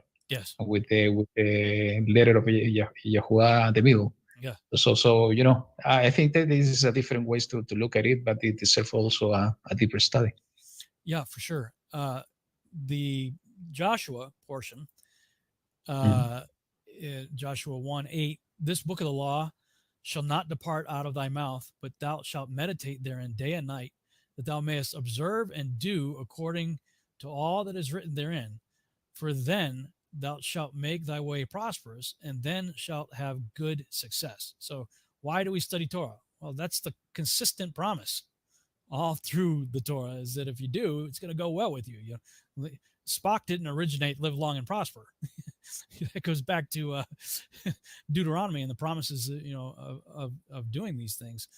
Now, to be clear, neither Juan Carlos, myself, Jake, or Kevin, none of us are saying that we keep the Torah or strive to do anything in our own works for salvation. Because we're all going to fail. None of us can do it perfectly. There's only one person who did perfectly, Yeshua. That's why he was worthy to pay the price for those of us who did transgress the Torah. So we're saved by grace through faith and not of works, lest any man should boast. We believe that.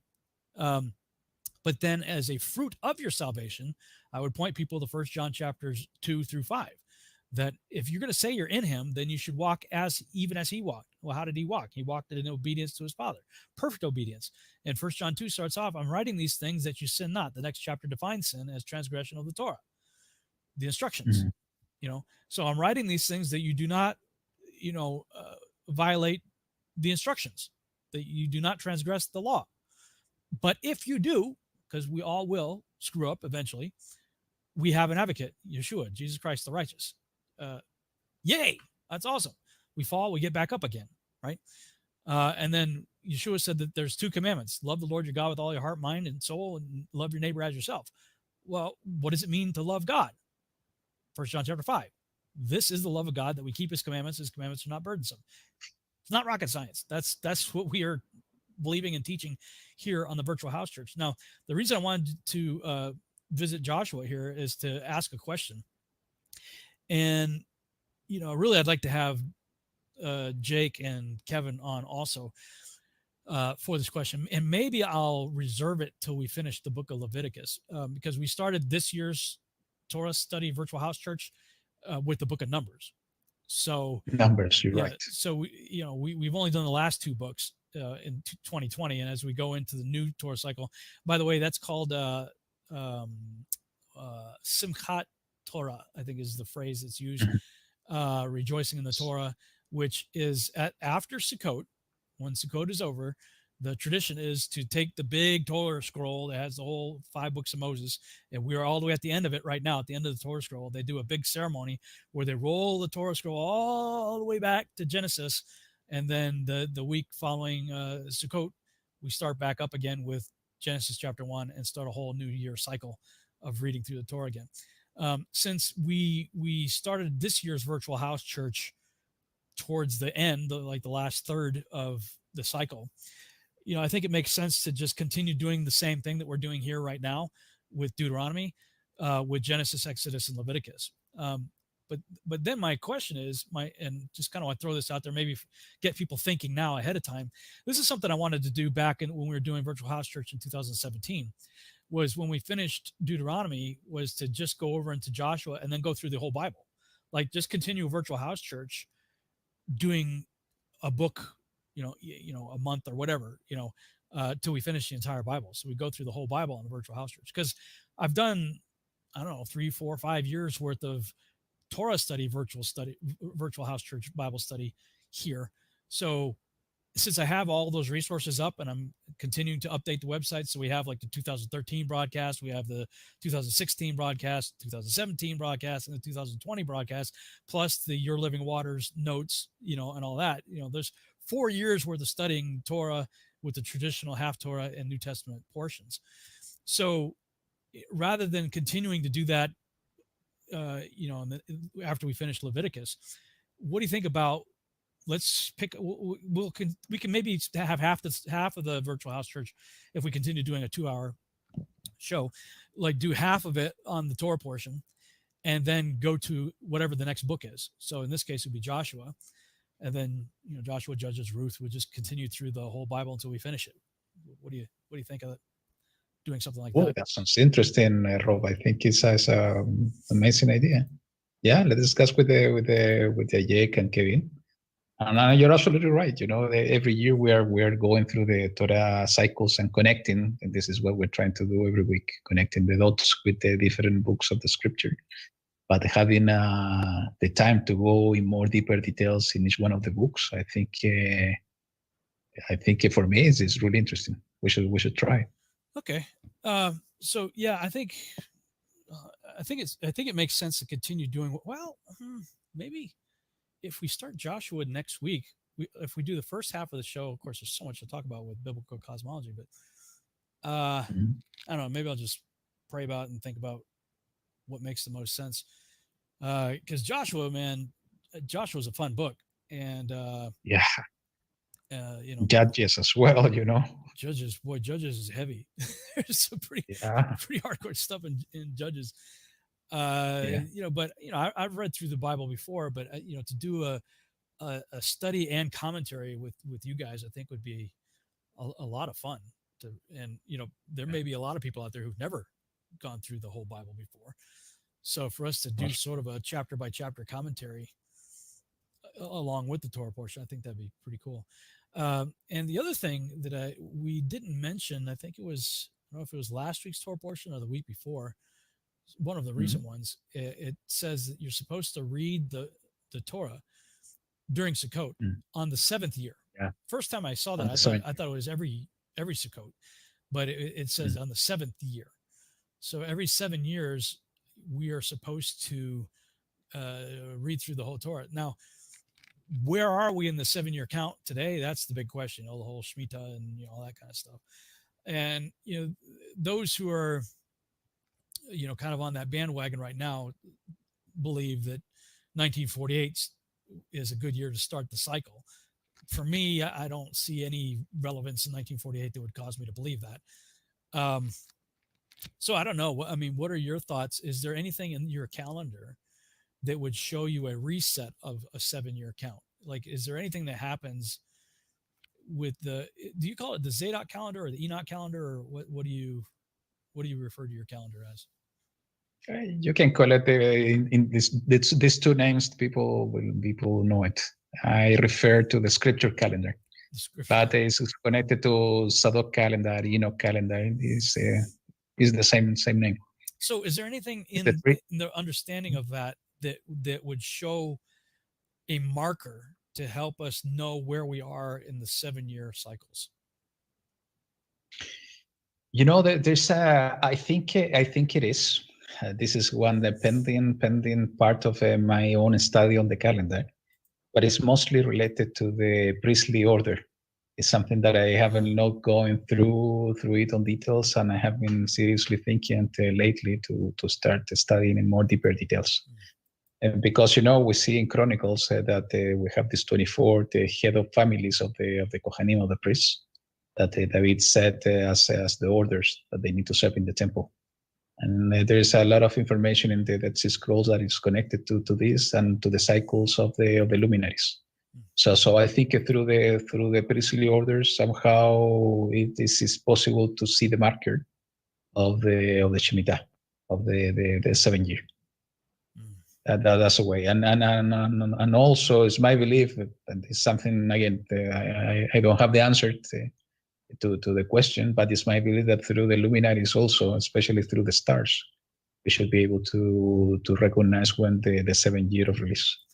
I would think so. I would think so, because it seems like he has something in place for us to understand everything, to understand the seasons, to understand when the year begins, to understand how the months are reckoned, how the weeks are reckoned, how the day is reckoned.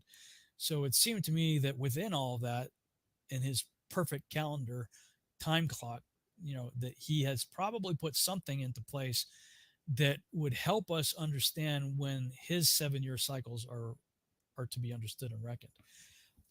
So actually, go ahead. Well, I was just gonna say, I'm 10 years into doing these studies and haven't yet done the command of the 7-year to read the entire Torah during Sukkot. And my only reservation on it was, well, I'd like to, if I'm going to do it, because that's quite an undertaking to do, to read through it all, in just a few days, would be, I want to make sure that I know that I'm on the 7th year when I do it. So I don't have to keep doing it. The only thing that I wanted to add to the 7 year, that at least in my view, Rob, this one of the reasons why 2017 was so relevant with the sign with the Virgo in September 23. Many people were expecting for the rapture to happen. Yeah. It was my belief back then that most probably the tribulation was going to start. And later I started to study even more in details about the sign, and I go to a different understanding what the design means. But the only fact that the design was in the heavens and somehow connected to what happened during the Yahushua's birth 2,000 years ago, somehow could be connected to the year of release, Shemitah, the 7th year. Right. So what is the commandments that blow the shofar for the Shemitah year, so meaning that the following year is the year of release.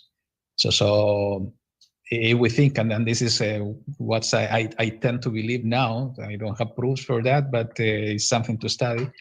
That maybe 2018 was a year of release due to this sign on the heaven, meaning that 2024 or 2025 could be an additional year of release. And if we see what's going on in the world now, it could be connected. I'm not saying that something's going to happen in the 2024 or 2025, but if we look into the timings according to the scripture calendar, Yahuwah's calendar, 7 years is something really important. So we need to keep watching. Well, good things to think about, and certainly worth looking into.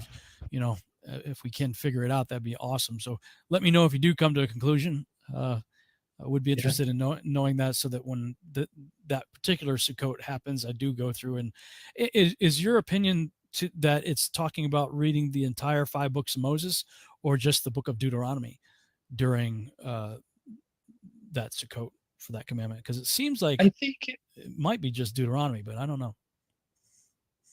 My take on that so far, Rob, is that most probably is the book of the Deuteronomy, because it's a summary, great summary of the entire Torah. Yeah. Yes. And what we see in the book of Leviticus, for example, is most related to the service of the priests. But for the entire people, the book of the Deuteronomy is a good summary of what is written. So most probably that it was that book. Yeah. All right. Well, that's all I have for today. And another exciting Virtual House Church. We got a new logo. Yay. So I will get that up on the Virtual House Church website here on this website, and we'll keep everybody informed as to the progress of the new one that I'm working on. See how that goes. But thank you, Juan Carlos. It was wonderful. And you've got a few more days left for your Sukkot. We are just beginning ours. So to everybody who's keeping Sukkot, happy Sukkot, and have a great weekend. Shabbat Shalom, everybody. Thanks so much for joining us once again for the Virtual House Church. All right, man. Have a good day. Yeah, for you too. Shabbat Shalom. Shabbat Shalom. And Shabbat.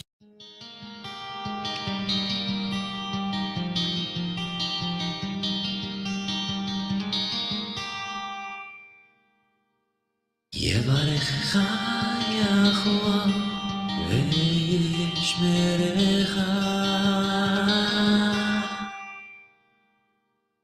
יאר יחוה פניו לך וחונקה,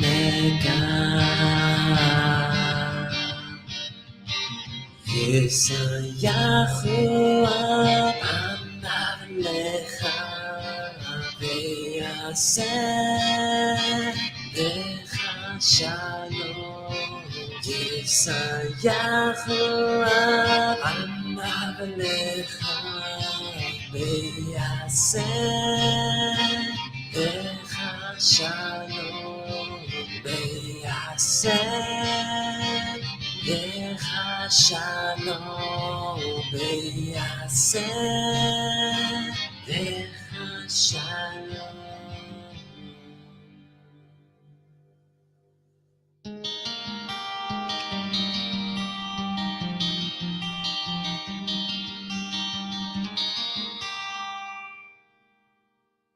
Yahuwah bless you and keep you.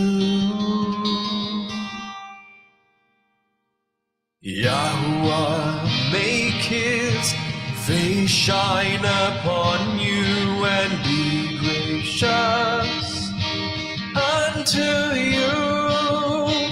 Yahuwah lift up his countenance upon you and give you peace. Yahuwah, make his face shine upon you and be gracious unto you. Yahuwah, lift up his countenance upon you and give you peace.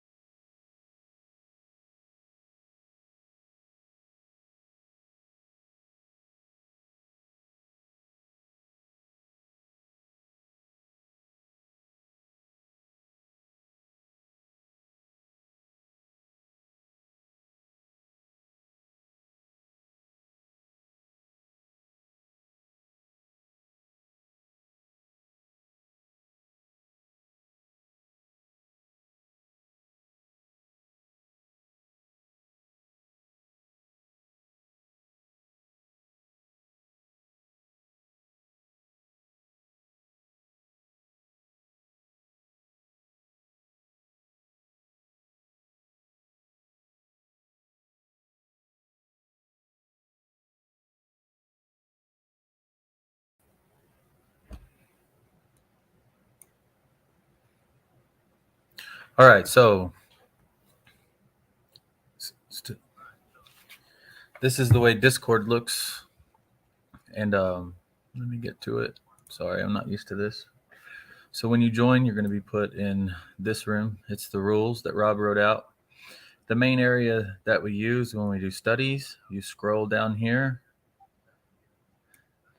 and you click right here to add, to join. Once you join, you can see right here. I don't know if y'all can see my mouse or not.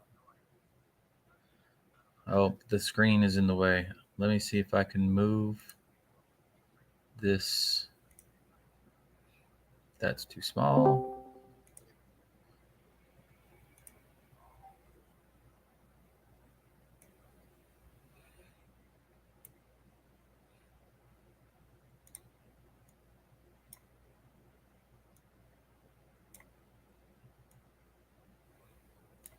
Sorry, I don't know how to move that.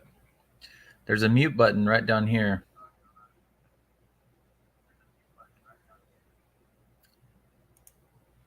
See if y'all can still hear me. I don't think you can. Oh, you can? Okay, good. All right, so you see the mute button right here? There's a mute button right here. So if you want to talk, you unmute yourself, and you'll see right here. Once you do, it'll let you unmute. You saw how it asked for permission for the microphone. Just give it permission. If you want to mute, you mute right here. If you want to end the call, click right here.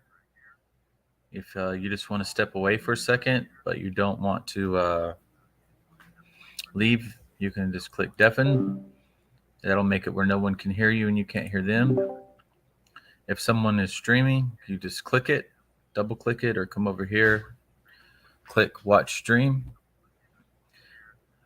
There's a text chat for whatever. So right now we're in focus studies.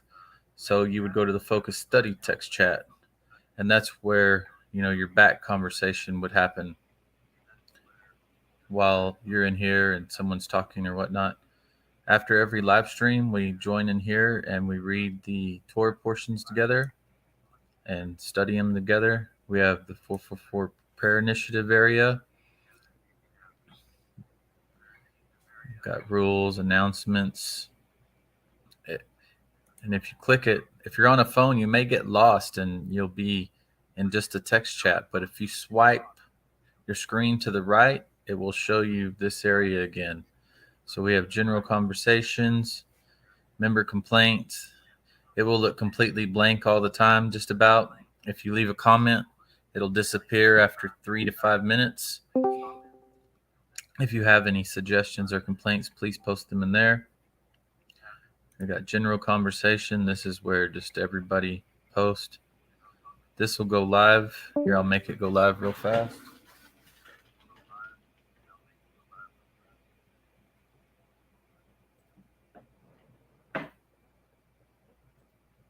Good afternoon, So everyone. once it's live, you'll see that join. And if you click this join, it will just throw you straight into It's here. in.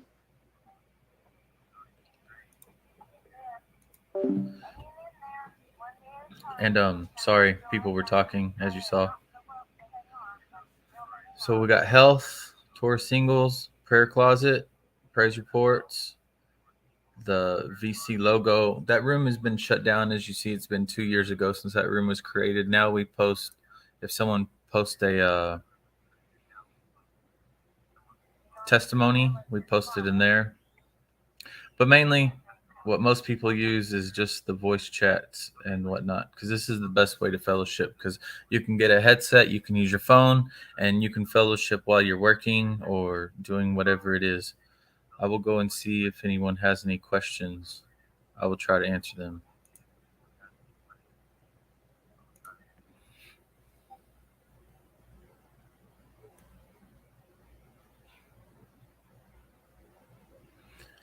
If anyone has any question, post it in the YouTube text chat now.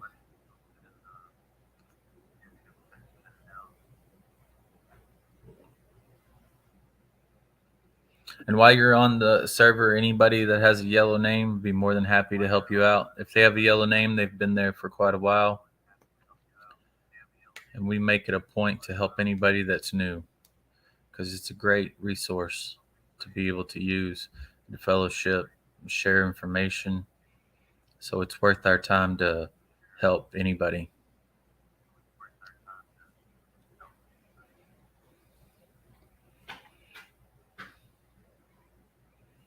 Oh, one other thing about it is, so I have, this is an extra account that I use, but I have lots of servers. So sometimes people will add a bunch of servers and they get confused. Just remember, just like on the show today, the VHC is this symbol right here.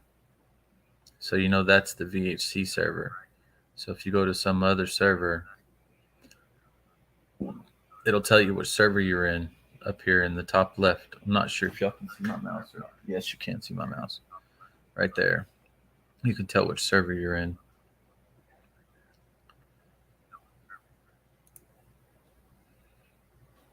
All right, if no one else has any questions, I'm going to end. Join us in the